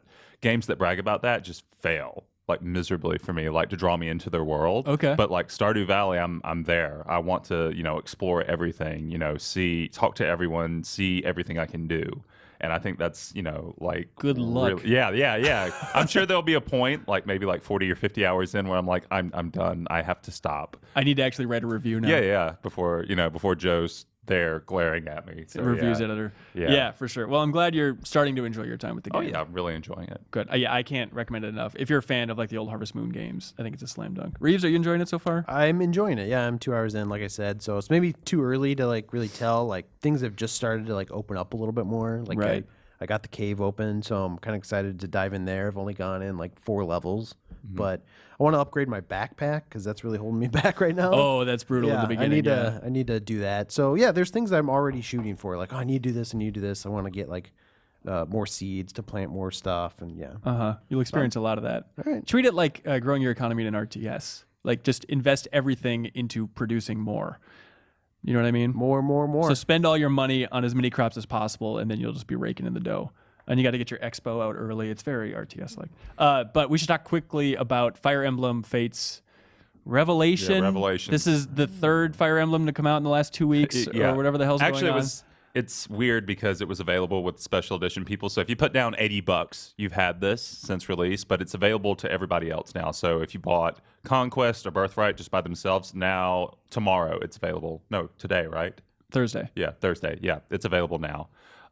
So if you really loved your time with the campaign of either of those games, which I hope you haven't finished by now because that's an ungodly amount of time and such a short amount of time. Yeah. As But someone you who's did it, reviewed Jamie. all 3 of them can attest to. Jesus Christ. So the deal with Revelations is it's basically I don't want to say it's like Citadel, Mass Effect 3 Citadel DLC, but it kind of is. It's pure fan service. It's like an entire campaign just packed with fan service because it lets you have characters from both kingdoms. So initially you can only have the kingdom of Hoshido and Birthright, or the kingdom of Nor and Conquest, but you can have characters from both those kingdoms together, and you can have them marry. You have them have kids that aren't available in those other ones. But the story is terrible. Like, it's pretty good, kind of Game of Thrones-y in both Birthright and Conquest. Very dark, very tragic. People die all the time. Okay. But in this one, it's like, oh, here's some dramatic tension, a couple of battles down the line. Well, everybody made up. Everyone's happy. They're best buds. And it just feels really hollow. It's so the focus group ending. yeah, it's exactly. It's the happy ending. Yeah. Is it worth getting? It depends. If you really enjoyed your time with the campaign, I would say it's not worth getting if you haven't played the other ones, because even some of the story references are built upon you having played at least one of them. So if you really enjoy your time with one of the 2 campaigns, you don't want to dive back in. But you want to do it with, characters from both kingdoms and just explore relationships that you didn't get to your first time through. It's totally worth it. It's like $20 too, so it's not like full price. Sure. Seems like a small audience to me though, because like how many people are actually going to bother to play both of those games? Like, I'm excited. I love strategy games, and I still haven't even started them. Like, let alone like gotten through 2 games. Well, you just came off XCOM 2 too, That's right? true. That's true. Yeah, and that would be a bad idea to follow that up. And then XCOM 2. SteamWorld Heist right before that, right? Oh my gosh! Yeah, Can't you stop, need to give that like a year before. God, I really wish I was a fly on the wall in these business meetings. So, like, how did someone get this through? Like, Well, the real question for how something gets through is the Fire Emblem Cross Persona game that they've been talking about. It now has a name, and the name is Tokyo Mirage Sessions Sharp FE. Yep. What? And I'd you buy talked that. about Persona earlier in the show. This should be your ideal game. Did you look at that footage? Oh yeah. I actually read the news post on it. So I've been following this game for a bit, and I think I'm gonna sit it out because it's available only on Wii U, and it's like the only game I'm marginally interested in enough to play on Wii U. And that's nothing against the Wii U. It's just, So you do not own a Wii U? I do not own a Wii U. me so- either. Yeah, so I'd probably. But Bertz, at least you played 3D World, didn't you? Yeah. Yeah, and it's great, right? I've played certain games. I think you guys were a little high on it, but Oh, you're nuts. It's no Rayman Legends. I agree. But Rayman Legends great. But it just looks kind of like a funky little crossover game that's, it's probably enjoyable, but it's not worth buying a console over. So Okay. if only there was a place you could work at where you I know, had yeah, access ridiculous. to a That's a console. weird. God, who You would have think? access to one, Jay. So if you had access yeah, to it, but that's scary. what? Scary. What do you mean? Have you guys been in the Wii U room? We have a Wii U room? No, A chambers? Conference room? Have you seen that Wii U mess of chambers? cables? No, That's well, just not all that. that Take a dust? retail one. Yeah, take a retail one, not the weird the dev dust? unit. Check Oh, out I a didn't know we retail had one over the retail weekend. unit. Maybe Yeah, of you could course. borrow my Wii U if I you don't- really I don't want wanna to touch your But Wii even U. if you had access to a Wii U, it sounds like you wouldn't even try. Yeah, it. I don't necessarily know that like I'd take the time because those games are like 40, 50 hours too. So it's one Yeah. of those things like I don't know if I'd put the But time. look, into if I give you Mario 3D World, Splatoon, like there's like standout great games on the Wii U. You could have a great weekend with that thing. I'm Pikmin not 3. dumping on the Wii U. It's just not my thing. You're just refusing to play great games for free. That's all you're doing here, JB. If we give you all these games, JB, and fire you, so you have all this extra time on your hands. You would not play these games. I mean, All right. I mean, maybe. We got a solid maybe out of that In guy. a fit of depression, Finally. maybe. Hey, you guys want to move on and answer some reader emails? Sure, let's Yes. do that. All right.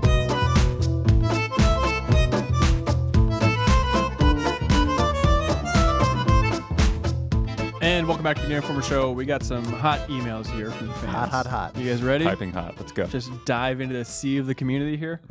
All right, start out. We got Kelly from Huntington Beach. Here she says, we learned about the Press Play and Lionhead Studios closures and cancellations of their games. I was a supporter of Press Play and Project Knoxville and followed it quite closely. I really like their experiment of allowing the community to journey with them through the creation of a video game. Do you think the fact that Press Play and Lionhead were being so open with their games pre-beta is ultimately what caused their downfall? No. No, I think the game was maybe the bigger problem. Like, the game wasn't great. Yeah, what is Press Play? I guess I'm not that familiar with that saga. Is that the studio that made Max and the... Oh, yeah. Brotherhood? Oh, so Project Knoxville was their follow-up game. Okay. So they also ask, what do you think this means for Rare and Sea of Thieves? Is there enough excitement surrounding this game to keep Microsoft supporting it? Does it seem like a different enough project than Knoxville and Fable Legends to make it safe?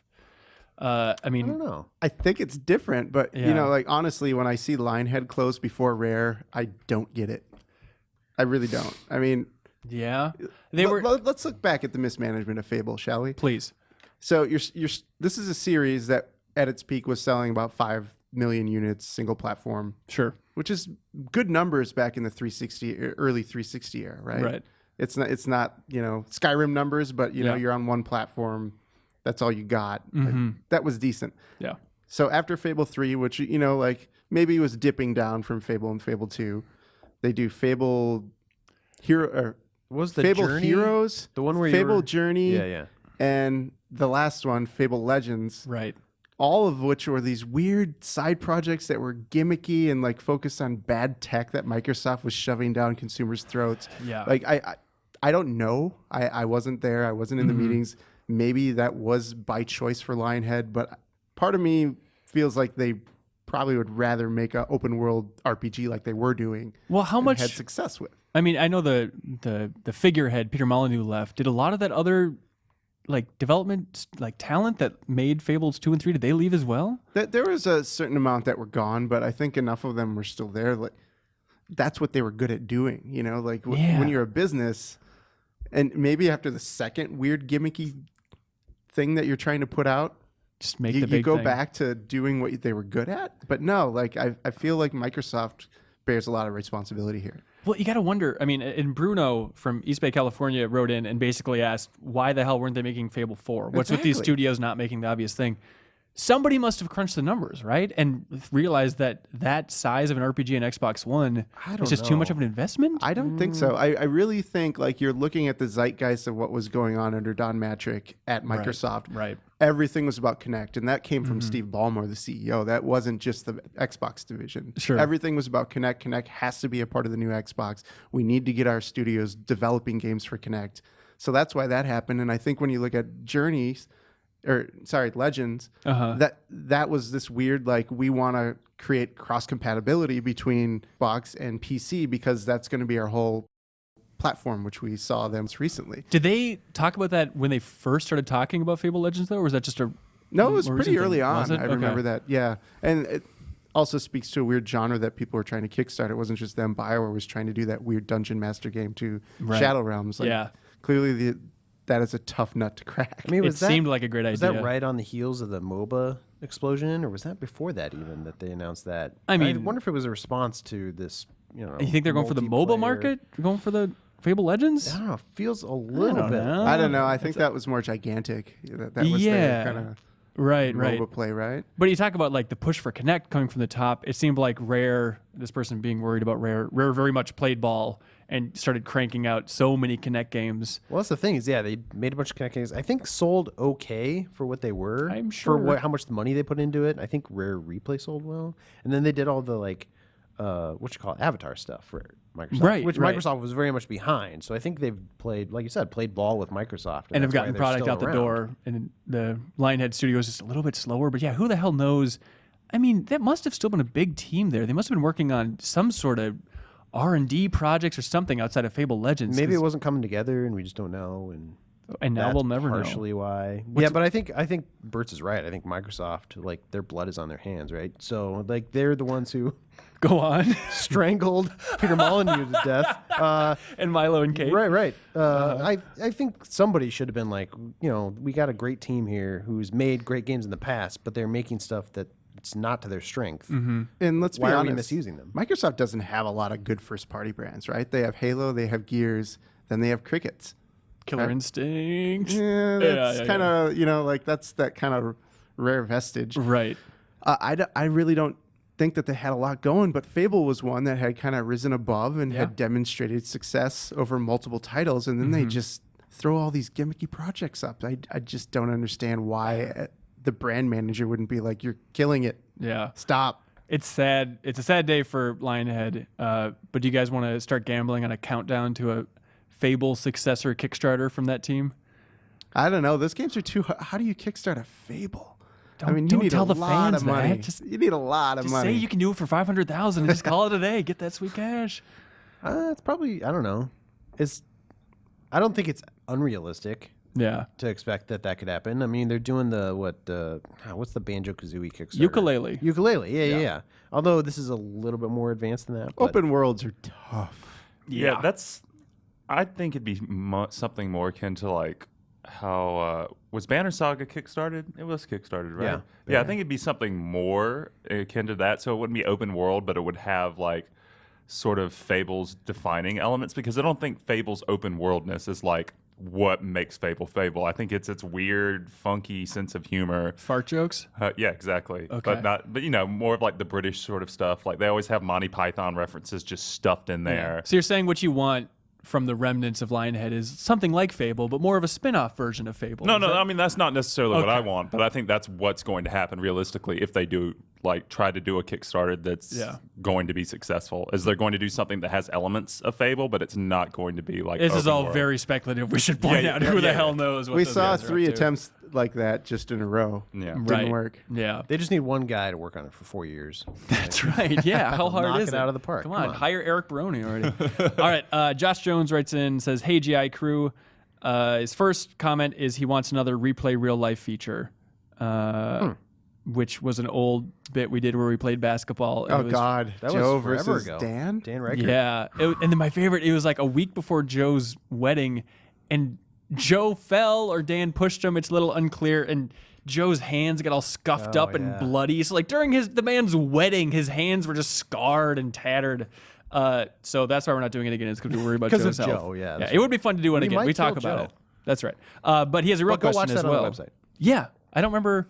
I think it's Stubbs the Zombie is the replay that has it. Oh, we never posted it separately? I don't think so. Oh, interesting. That game had buried. awesome music. There we go. It was God, I think it was the co-composer for Destiny. Well, they hired a bunch of like indie rock bands to redo 50s pop tunes. Oh, really? Yeah, so they do like a Buddy Holly cover and stuff like that. Ben that's Gibbard cool. did like Lollipop or Yep. something. Yeah, it was great. Oh, wow. Anyway, so Josh Jones actually writes in and says, "Is there a place or time in history that you think doesn't get enough games made for?" You get the idea of his question. It's a weird thing because like a while ago, I feel like you'd say the Renaissance, and it's like, oh, Assassin's Creed, not The get out of the park. apocalypse of man. There we go. Not bad. You talking about Stardew Valley? What are you getting at? Exactly. I don't know. World War One. That is exactly where I was going with this. Yeah, because the Boom. rumors popped up about Battlefield 5 taking place in World War I, and I wanted to get your take on those rumors, Bertz. I think it can work. Right away, everybody goes, "Oh, it's just going to be like sitting in a trench, getting mustard gas and dying." Like, yes, that is the most memorable, like top note thing that people remember about World War One. But when you actually read about the history, there are a ton of battles that are a little more active than those entrenched stalemates that happened towards the middle of the war. Yeah. There are. I mean, it happened on 4 or 5 continents. Sure. So you got a really good diversity of maps for a multiplayer game. There were like automatic rifles, tanks, biplanes, like the Red Baron. Like you could do some cool aviation stuff. I've seen the Peanuts movie. I know. But I do think it's a little more flexible than people think right away. So yeah. But it's got to be tough in the shooter market when it seems like everyone's moving towards Titanfall controls, 2 Call of Duties in a row now with boosting and wall running, all sorts of nonsense. Totally. I wrote that article, 4 reasons why it could work and 2 why it won't. Okay. The 2 why it won't are a progression system would be really tough because there isn't attachments for a lot of World War I weapons other than a bayonet. You reach level 15, can finally stick a blade on your gun. That's right. Yeah, you can finally wear a gas mask. And the other one is is the modern shooter market open to a slower gameplay experience? I hope so. I love Battlefield 1942. Oh, it's probably still my favorite. And remember how popular 43 was when that came out on 360. Right. That broke Xbox Live Arcade sales records, and it was a lot of fun. Yeah. And it also had trenches. Remember they put trenches on Wake Island, I think? never played 43. It's a shame. I should really go back to it at some point, actually. I want more Cold War espionage games. Like, I feel like there aren't enough of those. Like, the one that came out exclusively on PlayStation maybe 2 years ago. You guys know the one I'm talking about, The Spy, where you're a spy and Oh yeah, that was great. Kind of had an Incredibles art Counter style. Spy or something. Yeah. I mean something like more realistic, maybe. You know, like maybe not, maybe even like a narrative-driven adventure game, or just something like Alpha Protocol, but Cold War. You know, something fun like that. Have you played Metal Gear Solid 3? Yes, I would love more Metal Gear Solid 3 games, but tight games. But we all know how that ends. Okay, but you want something kind of like maybe even like Oxenfree, except set during the Cold War. That's your dream game. Yeah. All right. I was gonna say in the 80s, but maybe there's more 80s games than I can remember. But I just remember Rockstar's loving. Agent was supposed to be in the 80s, right? Oh really? Yeah. Oh, I didn't know that. Well, I loved Vice City. Rockstar's Yeah. other Fantastic. game. I love There we that go. game. Great setting, and I just feel like more people should capitalize on that. What about like Hotline Vice. Miami? Is that kind of hitting that vibe? Yeah, Blood let's see, Dragon, is that doing it? You just listed off all the games that I wasn't thinking about. So I don't know. Ancient Rome, is that another one? Yeah, maybe the next Assassin's Creed. Who There can you say? go. All right, next one we got Jake, and he writes in and says, "Dear GI crew, loving the game club. It's a perfect reason to go back to playing a game I didn't realize I missed so much. We should point out we're covering Final Fantasy VII's second disc next week, so get Coming caught up. up, people. Get there. You gonna make it in time? Oh, I'm almost there. Are you? No, I haven't started the second disc Oh, yet. I will in make it in trouble. time, You're no in matter trouble. what. I'm no Matt Miller. Stardew quitter. Valley. That's true. It's going to be your undoing. I can't put it down. All right. But Jake says, I'm following my dream and heading to Tokyo at the end of March. So my question is, knowing that some of the crew has been to Tokyo, what is your one or all the things that you can't miss doing in Japan or Tokyo? I love Tokyo. I would say food's a big thing. You should get some curry while you're out there. Shabu shabu. And ramen. Just big eat things. ramen. Just eat it. Go for like a small ramen place with like a single long corridor. There's which is so much authentic good as food in possible. Japan. You really can't go wrong. You really can't. Sushi, shabu shabu. I mean, the rice dishes are phenomenal. The robata. There are so many good options. It's probably worth going to at least one themed restaurant of some kind. I went to the Resident Evil one when I was out there, which I think is closed now. I think I heard another one opened up somewhere else. Maybe I know there's a Capcom one. There's a like Dancing Ninja one. There's like I went to the Ninja robot one. Yeah, I one. did too. They did magic. I was going to recommend, the robot restaurant. Dan and Tim and I went my first time in Japan, and that's in Shinjuku in Tokyo. And it was just a fantastic, surreal experience. If you just want the most over-the-top novelty Japanese nonsense, robot restaurant in Shinjuku. You go down in a basement, and it's just crazy robots dancing, laser light show, giant spiders, dinosaurs. It's awesome. Another thing Akihabara. You know, Yeah. if you're a Yeah. gamer, Oh, yeah. you want to go to Super Potato and some of those really cool shops that have a lot of old games. Super Potato is relatively cleaned out these days, but still it's worth going to just for the history. But make sure you look up the address online because it's tough to find when you're actually in Akihabara. super hard. You almost have to like ask people. Right. But It's people know. secret knock. I always say go to Asahi, which is like their beer brewery in Tokyo. Oh, yeah? And I like Asahi a The lot. place looks like a glass of beer because it's all like gold windows and like foam sort of on top of the What? building. Foam on top But of the you building. can go up to like the 23rd floor or something, and they have a bar up there, and you can drink Asahi like while looking out across all of Tokyo. Well, It's this like was gonna really, be- it's a really good view. This is going to be my recommendation is there's a Mori Art Museum, which you have to pay to get to the top floor of, but it's a modern art museum on your way up. And then when you get to the top floor, it's an amazing view of all of Tokyo. One of the best. Also, one that's free is the Tokyo Metropolitan Government Building number 1. That's in Shinjuku. And that's free. You can go to the top, right. and it's a great view. And then obviously do a Japanese karaoke. But Yeah, that's the best. there we go. Moving on. I hope we gave you some tips there, Jake. So Don Lewis from California says, is there a game franchise that you are so sick and tired of that you'd be happy never to hear of again? I nominate Resident Evil Resident Evil series. I would also like to be rid of the Fire Emblem series forever. So which, Fire if you had a Emblem? stamp here, would you just immediately wipe off the face of the God, earth? there's so many. I would say Stardew Valley. I'm just No! How to is kill how is Hanson's the joy. answer here anything other than Sonic? Like I feel Ooh, great one. Yeah, that Just- was going to be mine. Well, that one's doing it to itself. That's true. I mean, you think it's dead, but it keeps going. It's like the mean, zombie of the only video way game that franchises. franchise is staying alive right now is because it has a sassy Twitter account. Like that's its it's claim doing a really good job. to fame right now is Yeah. it has a sassy Twitter account. Yeah, for sure. I mean, I appreciate that Don nominates Resident Evil. It's probably a good time to note that former co-host of the show, Tim Turry, is working at Capcom. We didn't talk about it on this show. But he's working. Hopefully they'll keep choices- making those then. If I'd you like care to- about Tim, you yeah. know, maybe his don't choices kill it. though are somewhat inoffensive. I feel like because they don't come out that often. Like Resident Evil's not Yeah. quite that frequent. He where it's probably just annoying. really hates hearing JV talk about Fire Emblem. That's so that's where that probably came true. from. And it's like the obvious ones, like Assassin's Creed. I'm sick of all those. But even if I don't play them all, I like seeing the setting. I Yeah. like seeing like how they're taking advantage Yeah. of these different times. It's fun to see the next installment because you never know what you're going to get. Yeah, I kind of wanted to say Call of Duty for the same reasons. but Mine's it's like, Zelda. Kill Zelda? kill Zelda. it. Just keep it happy. Is it Link to the Past your favorite game? Yeah. And you just want to kill it forever? Yeah. You've topped. Well, I don't want Nintendo to make them anymore. Who do you Somebody want else to could make it. Who? Bethesda. Well, they already Bethesda. make the Zelda games now. Good Zelda used to be Christ. about exploration and like finding new things and that experience, and that is now, there's a lot of games that do that, and I don't feel like Zelda does it Well, interestingly wait for the Wii anymore. U version. They seem to be doubling down on those aspects. It's not going to be the size of Tamriel, but why not? I don't think anybody can argue with Bertz's. Yeah, that's idea. right. It's the most fun. I mean, there's like the obvious ones of like League. I don't really care about. I know that's crazy. There's like the FIFA or Madden easy choices. Sorry, Bertz. No offense. That's But the okay. thing with the question Everybody is likes what they like. why would you? I don't know. Why would you even kill a series even if you had the option? Because that's the question Don posed, Reeves. Give I us get it. one. Give us Why- the Why are one. you asking me? I don't understand.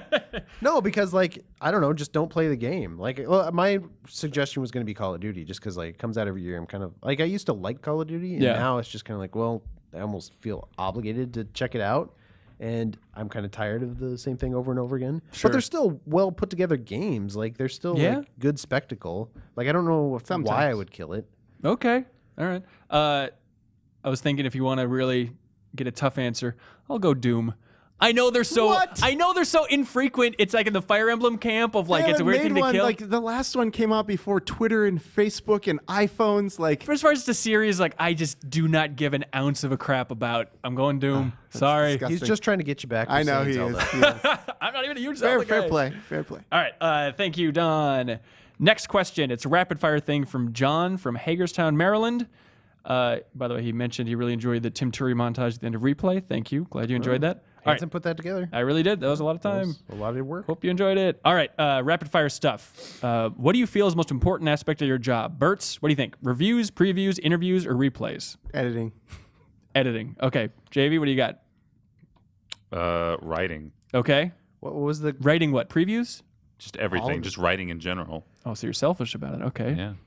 What do you think, Reeves? kind of I what don't we know. do. I want to say email. It just feels like we're always Email! emailing The people. most important but aspect. but that's where you like set up your things. I guess like you could say like the most important thing would be interviews, maybe just 'cause, Okay. like, that's where you get the information. Like, Sure. Or even just you could say like schmoozing with people, like making connections. Schmoozing is I'm- the most I'm important. always This is schmoozing. a children's podcast. This is very Wow. lewd. Oh, I meant smooching. I'm sorry. Yeah, that's right. Passionately making out with developers, says Reeves. I'll go interviews as well. He also asked, does Andy Mack still get, quote, down and dirty in the office bullpen and gaming stuff, or is he more of a business side type of guy these days? No, he's still in the bullpen. Andy will make his opinion known. Yes. Yes, he It's, will. he's not locked in an ivory tower here. Like, he's not the corporate man. He's very He much... has his own office, but he likes to walk around and make fun of people from Yeah, time right, to time. right. Or lurk over your shoulder and make fun of the game you're playing. That's right, yeah. And we look forward to seeing... He's famous for his 5-second reviews. Yeah. He's Yeah. usually pretty accurate, actually, too. Yeah. And we're hoping to get him on Replay more in the future, so look forward to that.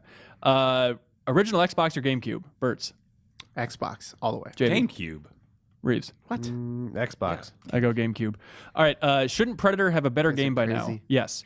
Is the term lazy dev or the idea that developers are sometimes lazy and incompetent fair? No. No, probably no. not. They're all... No, they all it's really are. usually lazy dev. stupid marketing. Sure. Yeah. That should be the new term. Yeah. How can I support GI more? Is a question. I don't know. Do you subscribe? Yeah, tell a friend about the podcast or subscribe to the magazine. That seems important. Don't scan our magazine. Shout our names from the street. That's right. And then he says, "Is Game Informer a dumb name in this day and age?" What? I think people know what we do. Yeah, With that title. it seems fine. What would we change it to?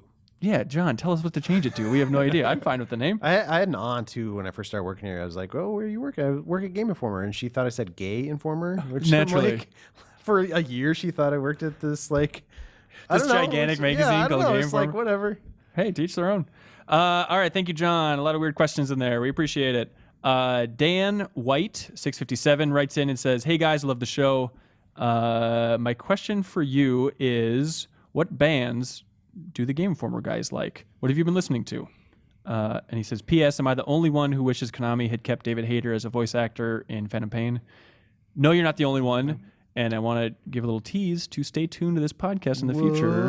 There might be something very close to that vein. But bands, Bertz, you're a big music guy. What do you recommend these days? I'm going to see Ty Segall and the Muggers tonight at First Avenue, an awesome garage punk band. But if you're really curious, we actually curate a Spotify playlist every year. Ooh. If you go find my name, Matt Bertz, on Spotify, you can follow the playlist, the Game Informer's favorite music of, I think we go all the way back to 2012. Holy cow. All right, well, that's the way to go. Yeah, Just there you go. check that out. Anything else you do guys want to that. call out? I mean, I'm listening to the Magnetic Fields and Courtney Barnett, but that's it. That's it. Reeves, what do you got? I don't know. I've been listening to the Shovel Knight soundtrack recently. Yeah, check it out. Why not? Deep cut, everybody. Super hot. Yeah. I've never listened to music. It's just podcasts. Yeah, just podcast. Just podcasts. All right, we need to choose a question of the week out of this bunch. Which do you guys like? I like the rapid fire session. Yeah? Although I Was don't that all know. one person? Yeah, I don't know if you could say that that's one question. though. Also, I'll point out that I cut some of them because they were offensive and really strange. So, Oh, well, never mind. Pass. all right. What else do you like? I like the Tokyo guy. I like the Tokyo guy too. It's good practical advice. So you guys want your own travel show, is what you're saying. I think so. Yes, yes. Who doesn't, though? And it was a Writing strange enough answer, too. The answers we gave, like just about sort of the weird stuff in Tokyo. So, None of our answers were true at all. That's So true. we just Speaking made of all that Reeves and the travel show, we were going to start a street comedy show where we traveled around. That's true. And it was all going to be about roads. And then every episode was going to open with Reeves standing on a road saying, "Let's get this road on the show." And That's then we right. cut to it. That was and our Jeff big Cork joke. was going to write a theme song intro to that. Oh, that's right. We're still working on it. Still working on it. We should do it. That was like a 3-year-old idea. We'll get Maybe to you that. should kickstart it. Ooh. See if there's any interest there. Just kickstart street comedy as Kick a this road. concept. Maybe it'll finally kick into overdrive. All right. Well, there you go, Jake. You got question of the week. So we'll send you out something real nice. Well, we should point out that you can send feedback in, comments, questions. If you want us to talk about news, thank you for people who wrote in about Lionhead. That was a nice place to talk about that. So send all that to podcast@gameinformer.com. And keep in mind that you should also send Final Fantasy VII discussion points into that same email We address. have 1 week left. 1 week. All right, so that's it for reader emails. But coming up next, we have Eric Barone talking about how the hell this one guy made Stardew Valley and what it's like to make millions of dollars in a couple of weeks. So stay It was tuned for that. probably easy. That's right.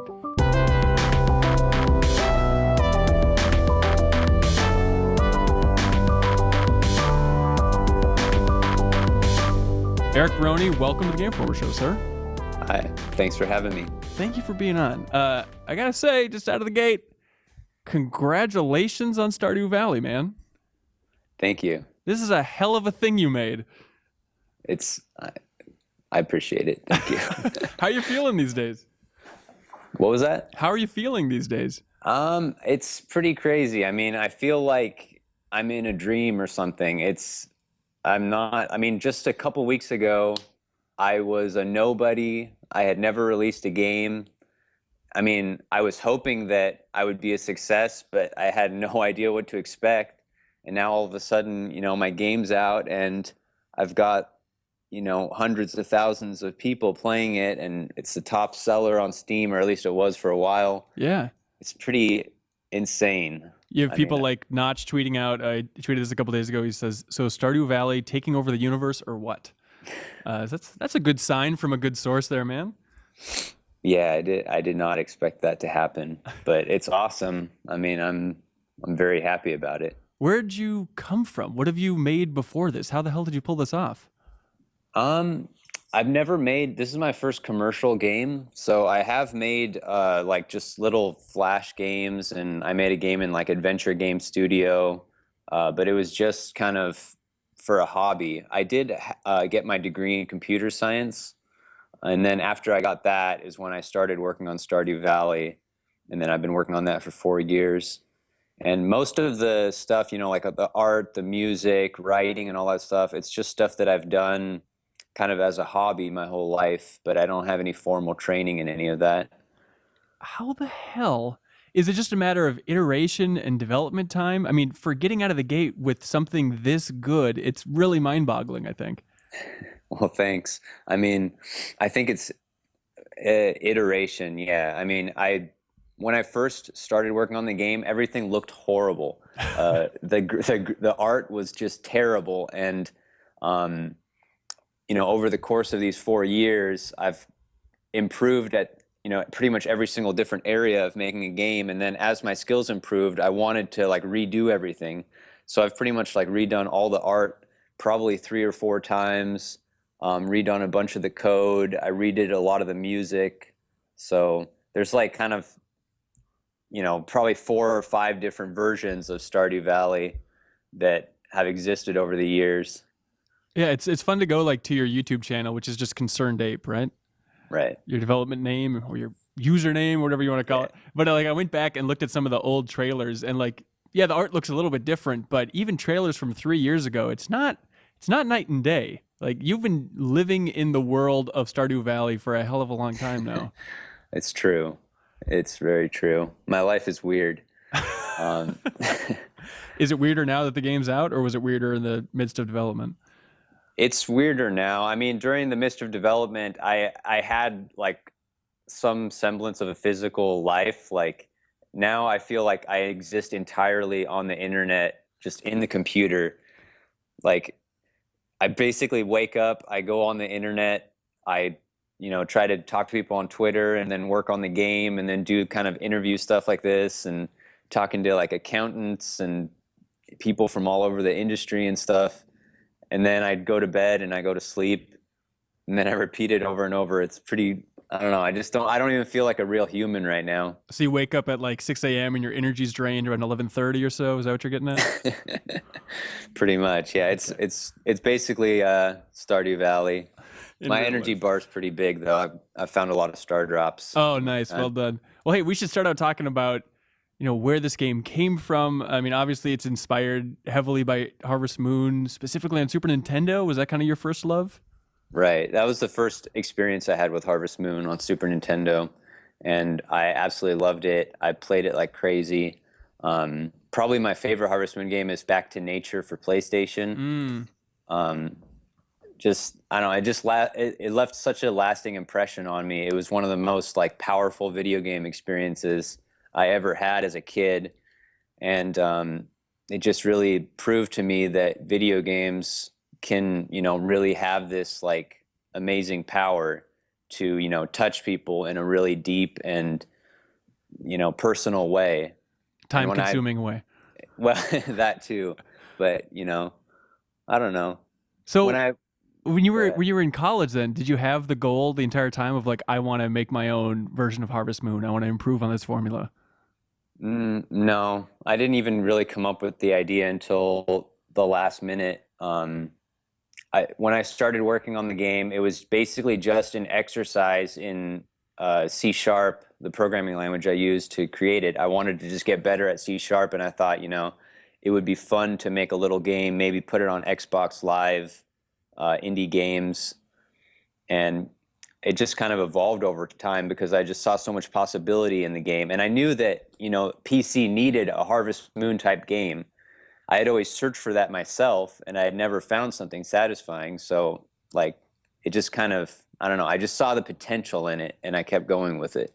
Yeah, for sure. I mean, that's the thing is like, it's amazing that there was this gap on PC. I'm sure, you know, the hardcore Steam users can point to some other games that are kind of in that vein. I'm sure the farming simulator crowd is screaming right now, but that's just too hardcore. But it's just amazing to think of like that gap and how, I know it's a complex game, and we'll get into that in a bit, but it's a relatively simple idea, And just when I started playing it, my overwhelming reaction was just, yes, this is what I want from a video game. Like, all big publishers and big developers, why are you overthinking this? This is exactly the formula that makes my brain happy. Yeah, I think that's, part of what's special about indie games as well. And I think that's been part of the success of Stardew Valley is, people just are, kind of sick of that kind of just boring, focus-tested corporate sort of experience. And Stardew Valley and just indie games in general are much more like personal and just, you can take risks, you can just do whatever you want. And it's just really, I don't know, it's a little sloppy, it's a little bit punk, and that's kind of what I'm going for. And I think that's what makes indie games special.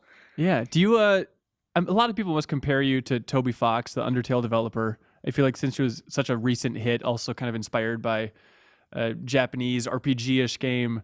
What do you think of that comparison? Have you ever talked to Toby Fox?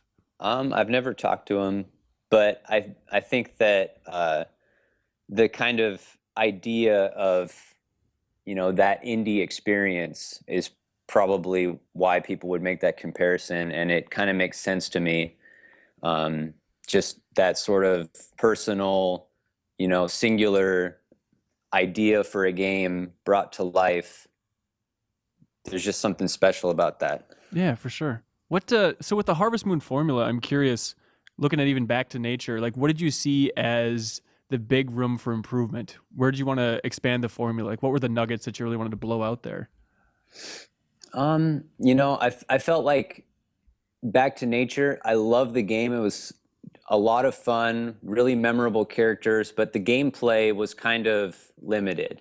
Like you pretty much do everything in like one season. Like, just raising crops, taking care of animals, and finding stuff at the mountain lake. It's like pretty much all you do. And I thought it would be so much more fun if there was like, a lot more depth to what you could possibly do in the game. And then, I tried to bring in some modern elements like crafting and quests and stuff like that, which I think that crafting adds a lot of just structure to the game. That was another thing that maybe was missing a little bit in the Harvest Moon games is like, you're not sure exactly what the point of everything is that you're doing. But, when you're looking for something that you want to craft, you need to go find those resources, and it just adds structure to the game. And it's the same with the quests. It's all stuff that kind of just makes your experience seem more purposeful all the time. So I always wanted players to have like a few things on their mind that they were thinking like, I need to do this, I need to do this. And then, once they complete that, then it creates a new thing that they have on their mind. So they're always occupied with, different tasks. And then kind of the fun is to strategize, how am I going to complete all these different tasks, in the best way. Yeah. Do you stay up to date on the Harvest Moon series? Do you check out each entry? The last Harvest Moon that I played was, what was it called? It was for Wii. Oh God, I don't remember what that one was called. It's not like Animal Parade or something like that. Sure, that sounds right. Well, Yeah. what'd you think of like the direction that the Harvest Moon series went? I think that Back to Nature was probably the best Harvest Moon, and I think they've just gotten less fun since then.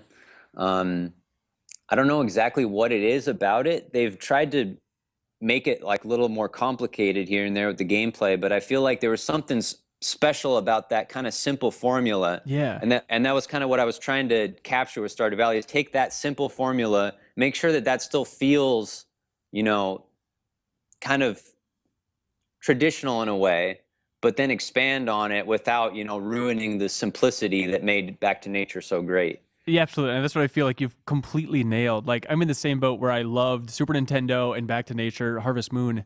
And then I'll check out some new entries like on 3DS, even like Story of Seasons, which is kind of like the spiritual successor. And it's just so frustrating because like the core gameplay should be buried in there somewhere, but they layer it with so many tutorials and fluff and nonsense. And it's just, I end up screaming at Natsume, like, do you not understand what we want? We want the simplicity. And I love that idea of you bringing it back to the basics, but it's a way of bringing it back to the basics where you've just quadrupled down on everything that's great about that basic formula and forgotten all that other nonsense. And that's what I want to talk to you about, is just how did you know when to stop layering in systems? Because it can start out with a simple formula, but you could just keep going on forever, which I'm sure you felt like you were over the last 4 years.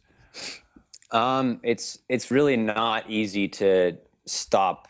I just kind of had to force myself to stop working on the different aspects of the game.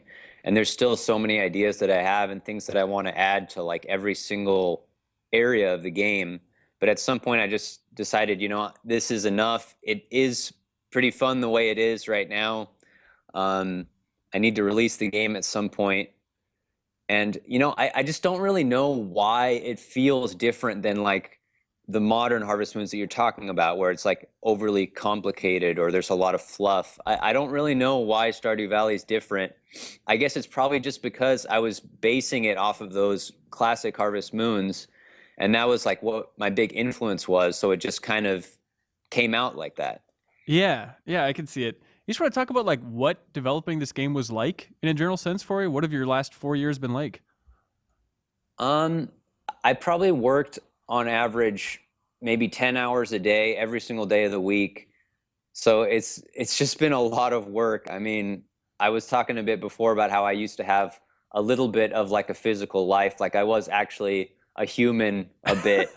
So I did have a little bit of free time, and that was cool, but mostly I was just working like crazy. I would kind of go through these periods where I was like super productive and just like an insane, like especially when I was creating new content, like, I was adding in, I don't know, some sort of new aspect of the game. I would just work like crazy, like every single waking hour.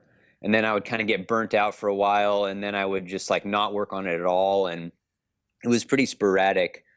And there was times during development where I just hated the game and I didn't think it was good and I wanted to quit. But like I had already put so much time into it that I couldn't just like give up at that point. I knew I had to finish it. Otherwise my life was just like a flop. So by the end of the development, I mean, had you tested it with friends enough to like have a good feeling towards the end there? I didn't have friends really test it at all.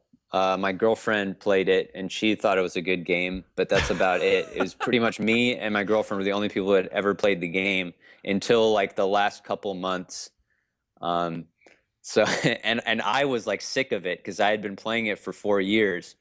So I really had no idea. Like I think the game didn't really come together even until the last few months of development when I added in like the journal. Which provided, some needed structure to the game and kind of brought it together, gave you more of a sense of purpose. Yeah. Until that, I was like, I don't even know if this game is good at all. But then, when people started playing it, everyone seemed to love it. So I was like, well, great. This seems like it's going to be a good game. It's really funny to me to think of like the way this game starts, where you're in the JoJo Corporation in the cubicle, losing your mind. And then like the big message from your grandpa at the beginning is like, hey, go outside, make some friends, interact with people. Was that like a message for yourself because you'd been holed up in your house 10 hours a day for 4 years? That probably factored into it, yeah. Okay, all right. I mean, that's kind of like what's, me even making Stardew Valley, though, is kind of in a way was I didn't want to work, at a normal job. I wanted to do my own thing. And that's kind of maybe the message of Stardew Valley in a way, is to kind of follow your heart. Yeah. I'm curious, like, were any systems on the chopping block? You're able to pack so much in there. What didn't make the cut here? Well, there used to be completely procedurally generated mines. So, yeah, it was like this big, huge mine levels, and you could like dig through the walls to go in any direction. I ended up cutting that because it just wasn't all that fun. Like the idea of it was really cool. And I think I probably wanted to put it in there because of like, the success of Minecraft and Terraria and stuff. Yeah. But it just ended up not feeling that fun. Maybe I just didn't nail it or something, but it was also really bug prone. So I just decided to scrap the entire thing, and I had made the mines like a more handcrafted experience. And I mean, I think the mines are still cool. Yeah, for sure. They're really intimidating and scary. Like just those fucking flies. Oh my God. It's just a nightmare when the screen turns green. You're just trying to run out of there in time. So, congratulations on the amazing game, but fuck you for those flies, I have to say. Yeah, the flies are like the new cliff racers, I guess. Exactly. I was curious, like something that struck me when I started the game was the size of the world. Maybe I'm just too conditioned to like the Super Nintendo Harvest Moon, but it was overwhelming at first. Like it's not a gigantic game, and after you've been playing for a long time, it's completely reasonable and great. But I'm curious how you settled on the size and scope of the town and the amount of characters and all that stuff. Well, I wanted the game to feel, like I kind of said before, I wanted you to always feel like there was a few different things on your mind, or even basically a little overwhelmed. I thought that it would be good for people to feel overwhelmed at first, because it's kind of exciting. I mean, it's like, I mentioned cliff racers. Well, it makes me think of like Morrowind. When you first show up into the world, you're like, there's this huge island to explore, and it just feels cool to know that it's all out there. So I wanted the world to be fairly big, or at least a little bigger than, the Harvest Moon games that I had played. And I don't know, it kind of just happened organically. I didn't really plan out the world that much. There's things I would definitely do differently if I was going to make it again.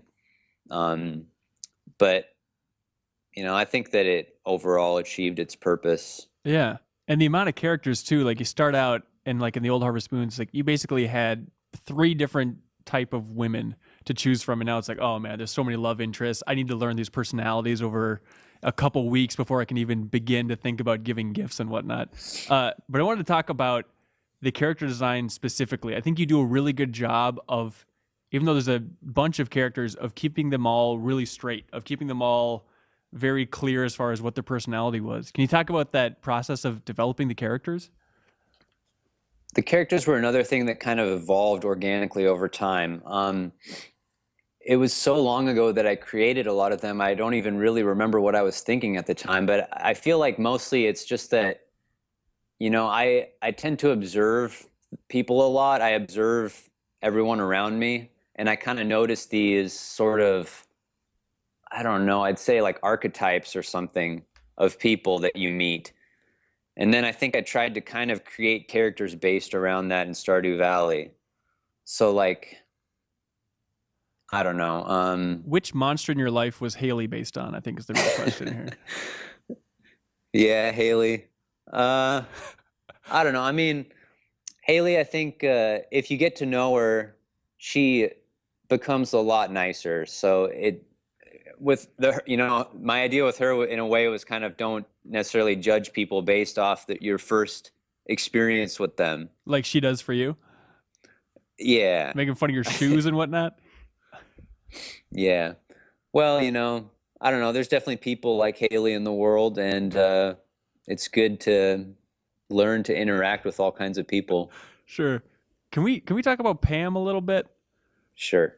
So she's is it fair to call her drunk? Is that an accurate assessment as the creator? That's accurate. Okay, and she lives in a trailer out there by the river, and she's a really great character. Maybe just she's so striking because when you're used to Harvest Moon, you're used to kind of more Japanese archetypes.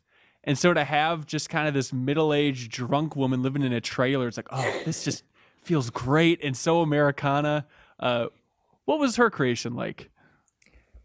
Well, you're exactly right. I wanted to, not like follow the Japanese kind of RPG tropes necessarily. I wanted to make the game American, and I wanted the characters to not be perfect. I wanted people to have like serious problems, because I think it's kind of realistic. If you went to a small kind of country town, there'd probably be people who, have problems. Not everyone's life is going to be perfect. And I think Pam was kind of my idea for that, was that, it's kind of a middle-aged or older woman whose life just, what didn't exactly live up to her expectations. And she's a little bit sad about it. Her life just hasn't been that great, and she's dealing with it in a way that, many people would. Maybe it's not perfect, but, it's kind of interesting because it's realistic. It's striking because, I mean, the game is relatively lighthearted throughout the entire experience. And it seems like you really feel attached to these characters, maybe more so than people would expect. I mean, obviously been living there with them for 4 years, but do you feel like a deep sense of attachment to these characters in the game? Yeah, I feel like the characters are real, and I'm just kind of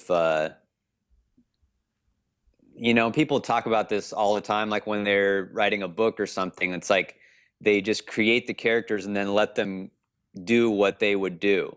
Like they don't even really try to force anything. That's kind of how I feel about the people in Stardew Valley. It's like they exist now, and now just like I just basically have them do exactly what I imagine someone in their like that person would do in the situations they're in. Right. And it kind of just makes for interesting scenarios, I think. Do you have a lot of writing experience? Was the creative writing something you worked on in college? No, I actually hated writing all through high school and college, but it's fun. I mean, I don't like writing essays, but I guess it's kind of fun to write like character dialogue and stuff. It's a bit different. Yeah. Do you have like favorite little side stories with characters, like things that people should gun for if they're just starting out the game? I like, let's see, I like Shane, and I like Clint's kind of, there's this Clint and Emily dynamic. So if you befriend Clint, there's this little story arc with him and Emily, which gets resolved nicely, and I think it's kind of satisfying. I think because I think we've been trained from Harvest Moon to just like focus on your love interest. And I feel like I'm kind of in that groove myself where it's like just Maru. Every day I got to get Maru those little flowers. Just every day, just focus on it. And everybody else like, yeah, maybe I'll accidentally do something nice for you at some point. But I take it a big thing you'd like recommend to players is just to try and befriend and give gifts to as many people as possible. Definitely. Pretty much every single person that you can befriend will have some kind of like character development cutscene that you'll unlock eventually. And I think if you see them all, that's ideal, and you'll get the most out of Pelican Town and feel like the town is the most alive, which is what I would like for people to experience. I feel like the Steam community, a lot of them are min-maxers there. And there's a lot of facts and the wikis are up and whatnot. Like, are you the kind of developer that hopes that players don't look up facts, that just kind of share stories and let kind of the urban myth element grow up about this game? Or do you not mind when people are just looking at the facts and figuring out exactly how to get the most out of this game? I prefer for people to just play it, absolutely without any preconceived idea about anything, to not look anything up, and to just figure it out themselves. And yeah, I certainly like for these kind of like urban legends, like you said. I feel like I purposely left things in the game ambiguous or a little bit weird on purpose because I wanted people to interpret them in their own way and to create kind of stories of their own with this stuff.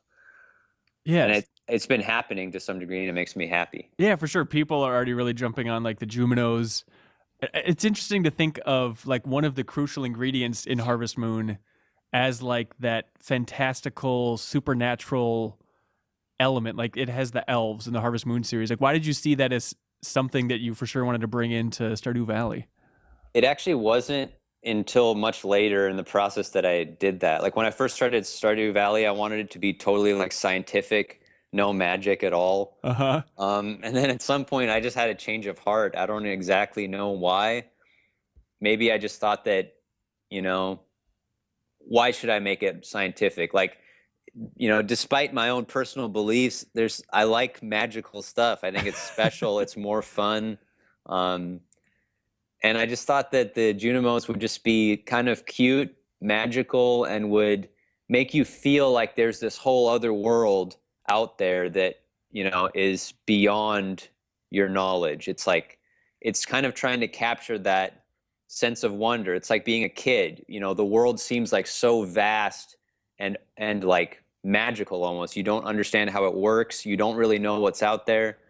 And I think just kind of spirits and magic kind of, if you can get into it, it kind of creates that same feeling of like, there's this just magical other world out there that I'm not privy to. Yeah, it's such a smart move just to have that sense of mystery to tug you along with just the overall progression of the game. Like, towards the end of fall, I just had this weird experience where there's a cutscene overnight where a fairy flew in and made a pumpkin, and I have absolutely no idea what the hell is going on there, because I went out and picked the pumpkin and there was nothing special about it, I don't think, but I know that I probably blew it by selling that pumpkin, right?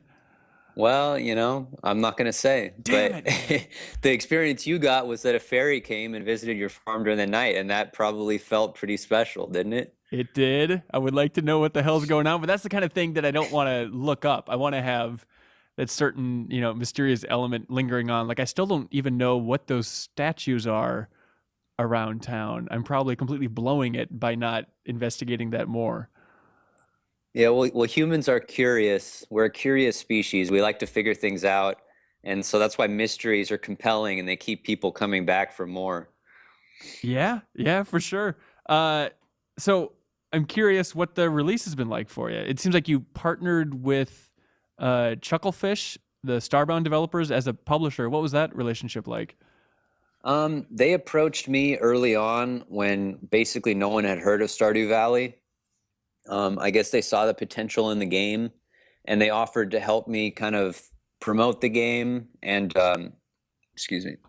deal with like business aspects of the game, which is, so, it's like at the time I was a nobody. They were working on Starbound, which had a huge amount of hype surrounding it. So it was kind of a no-brainer for me to, work with them.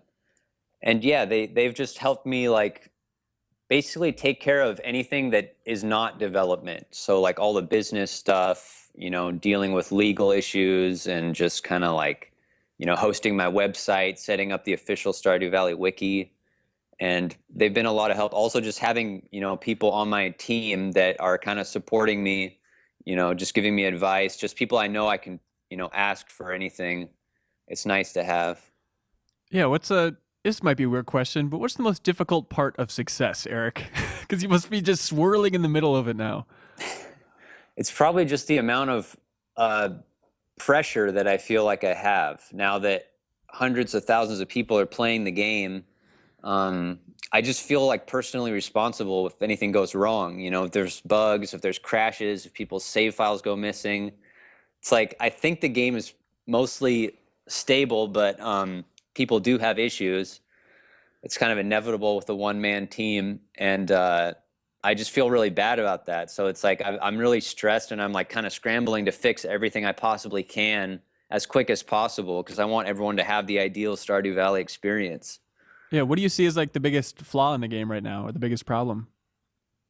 Well, there are some like actual crashes that I'm aware of that happen in certain situations that I've already fixed in like a beta version that I'm testing right now. I'm having people test it, and hopefully I'll have that live soon, which will fix the problems for everyone. But yeah, I think that, just the actual technical issues with the game are probably the biggest problem. The game itself, I think, is great. It turns out the design is pretty tight. Well, I'm glad you can appreciate how great it is. Are you thinking about making a more like controller-centric UI? It seems very much gravitating towards the mouse and keyboard controls right now. Yeah, well, actually, you're absolutely right. That's probably the worst part of the game right now is the controller support. And that was something that I added in last minute. People were saying, this game would be great with controller. Do you want to try? You should try adding it in. And this was like a month before launch, so I kind of just did it really quick. And I'm totally aware that it's not ideal. Just navigating the menus, like by using the thumbstick as a cursor, is kind of sloppy. It's just like Destiny, man. You're just inspired by the best.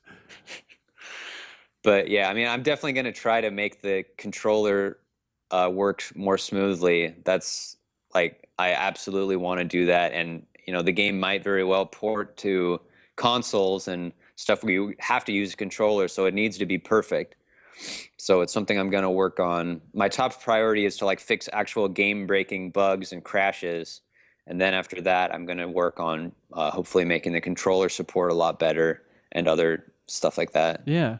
The Steam reviews for this game have been insane. It's obviously at overwhelmingly positive. Do you go through and read all those? Because all of them are just hailing it as the second coming of Christ. Yeah, I do read them from time to time. When I'm getting kind of depressed or like I feel overwhelmed with stuff, I'll kind of read the reviews. It's like a pastime almost. I do enjoy reading all the positive reviews. It's really heartwarming, a lot of the stuff that people say, and I appreciate them all. Have you checked out the modding scene? Are you hopeful that more mods come out for the game? Yeah, I think modding is really cool. There's been some kind of like obscene mods already for the game, which like I didn't know that would happen, but I guess I'm not surprised. Like being able to marry Pam, or I don't understand what kind of obscenity you're talking about here. Well, just like, nude portraits and stuff like that. Jesus Christ, people. Of course. But there's most of the mods are tasteful, and I think it's a lot of fun. It's like I've been playing the same game for 4 years. I'm ready for new content. Just personally, I think it's going to be interesting to see what kind of mods happen and to try out, altered versions of the game. And it seems like the game is relatively easy to mod, which I'm really happy about. And I want to support modding as much as possible. I think it will add a lot of life to the game. And I might look into adding Steam Workshop support eventually as well. I mean, that'll be gangbusters. I mean, I can imagine it's just going to have a whole new wave of momentum, kind of like City Skylines once Workshop gets integrated, if it does. Yeah, I'm hoping so. Yeah, that'd be great. So, I mean, you said that you think the design's pretty good. At this point, are you able to sit back and get addicted to your own game? Are you feeling happy? Are you able to enjoy playing it? I haven't actually played it that much myself since launch. I've just been so busy with stuff. I look forward to playing it eventually, some more, but I feel like at this point, other people out there know Stardew Valley better than I do because they've played it longer than I have. This version of it, at least. Yeah. Yeah. I'm curious how quickly bigger forces in the industry reached out to you after this game started exploding on Steam. Is it a matter of hours until Sony calls or Microsoft calls? More like a week, I think. It took a while for the game to really reach like kind of peak, sales and whatever hype. Yeah. And once that started happening, then I started getting contacted from some of the big names. So there's all kinds of stuff happening right now. I'm like totally swamped with just different meetings and just every sort of possible thing. Is it flattering? Is it fun? Is it overwhelming? It's certainly like flattering and exciting. But it is also overwhelming, and I kind of look forward to, just getting back to a slightly more relaxed lifestyle. But for now, this doesn't happen very often that you release a game and it's a big top seller. So I'm just trying to, do the best that I can and rise to the challenge. I mean, a lot of people are hoping this game comes to console someday. I mean, do you have a time frame in mind? Do you think it's going to be an easy port? I don't necessarily have a time frame in mind. If there's one thing I learned from working on Stardew Valley for 4 years is that I shouldn't make any estimates as to when things will get complete. I was saying that Stardew would be done in like 3 months when I started it. Jesus Christ. And then I kept saying, it'll be done in like 6 months or whatever. I never was correct with how long it would take. It's just so hard to predict that. And there's just so many like different factors that play into when you can actually get something done that I don't even want to say when it'll come to consoles. But, it's something I really want to do, and I want to do it as soon as I can. But there's just a lot of other things on my plate, and I have to decide, what order is most important. Yeah. I mean, well, you could probably talk to your accountant and hire a development team to help you out at this point, right? Is that a possibility? Yeah, when it comes to technical stuff like porting or even multiplayer, I'm open to the idea of getting outside help. When it comes to the actual content of the game, I probably want to do it all myself. But yeah, I might get some outside help for the other stuff. Yeah, I mean, you mentioned multiplayer. Do you want to just talk about your plans for the future? What's on the table here?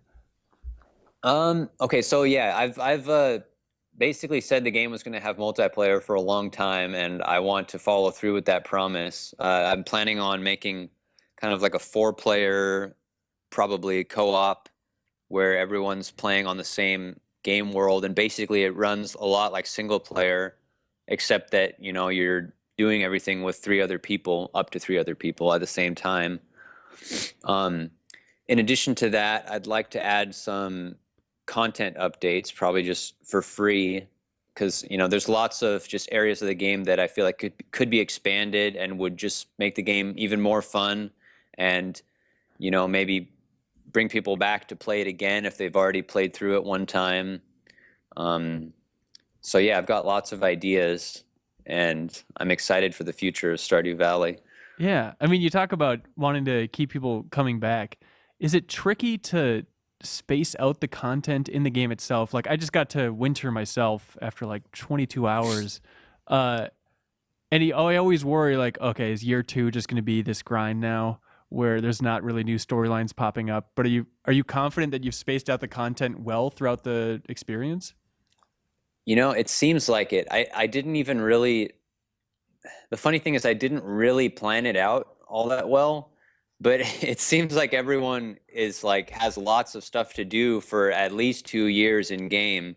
I kind of just made a lot of content and then put it in the game in such a way that I thought it would, you would, experience that content at a pretty good pace. It was kind of just like a gut feeling thing. I didn't even try it out that much myself because I was so busy just creating the content. And it's like you have to put a lot of hours into the game to actually fully experience it. It's like, people often will play 60 hours to get through 2 years in game. So it's it's really difficult for me to actually just test it and get a good feel for how it, the pacing is. Yeah. But I kind of just did my best to go by my gut feeling. And I think that, it kind of just worked out pretty well. That there's pretty much always something more that you want to do. It's so open-ended that you kind of just create your own plan for what you want to do during 2 years in game or whatever, even 3 years and beyond. But I think it all works out. Nice. So are you feeling pretty sick of the Harvest Moon formula at this point? Could you see yourself creating a sequel? Do you want to branch out and try something new in the future? I'd probably want to try something new. I'm not necessarily sick of Harvest Moon or the formula, but I want to, I don't necessarily want to make a sequel. I don't want to be pigeonholed as, this is just the Harvest Moon guy, this is the Stardew Valley guy forever. I'd like to make other games. I want, it's more exciting for me, and I just think that I would get bored if I always made Stardew Valley over and over again. And I think that Stardew Valley itself is open-ended and moddable enough that it can basically, live on for a long time without there needing to be a sequel, really. So it seems like you like having a certain amount of auteur control over this thing. So is the idea of opening up a Concerned Ape studio a possibility? It's a possibility, but I think probably for the foreseeable future, at least my next game, I want to do it all myself again. I like working by myself. Like you said, I like having control over all the different aspects of the game. And not only do I like having control over it, but I just actually enjoy doing everything. I want to make the music. I want to do the art. I like to do the writing. I just feel like I would feel left out if someone else was doing that. I don't know. Yeah. Well, we'll see where you grow into. Your feelings might change over the next 5 years or something like that with this game's success. I mean, especially with no early access for this game, it just feels like such a gift out of nowhere. And I feel like the entire internet wants to thank you, so I'll thank you on their behalf. And I'm wondering if this overall development has taught you anything specifically that you'd want to impart on other aspiring game developers. What I'd say is, just you have to believe in yourself, even if it's ridiculous. You got to have like just insane amount of faith in yourself and your game in order to keep going, because you will have doubts and insecurities. So it's like that stuff's only going to get in your way. You just have to like completely believe that this game is going to be a success. If I build this great game, it will be a success. And you, like, just let that keep you moving forward always.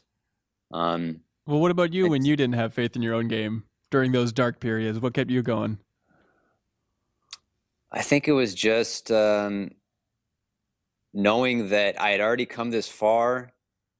You know, I had like half of a great game being made, and just knowing that like if I quit now, I would probably regret it for the rest of my life, and I would feel like I just failed.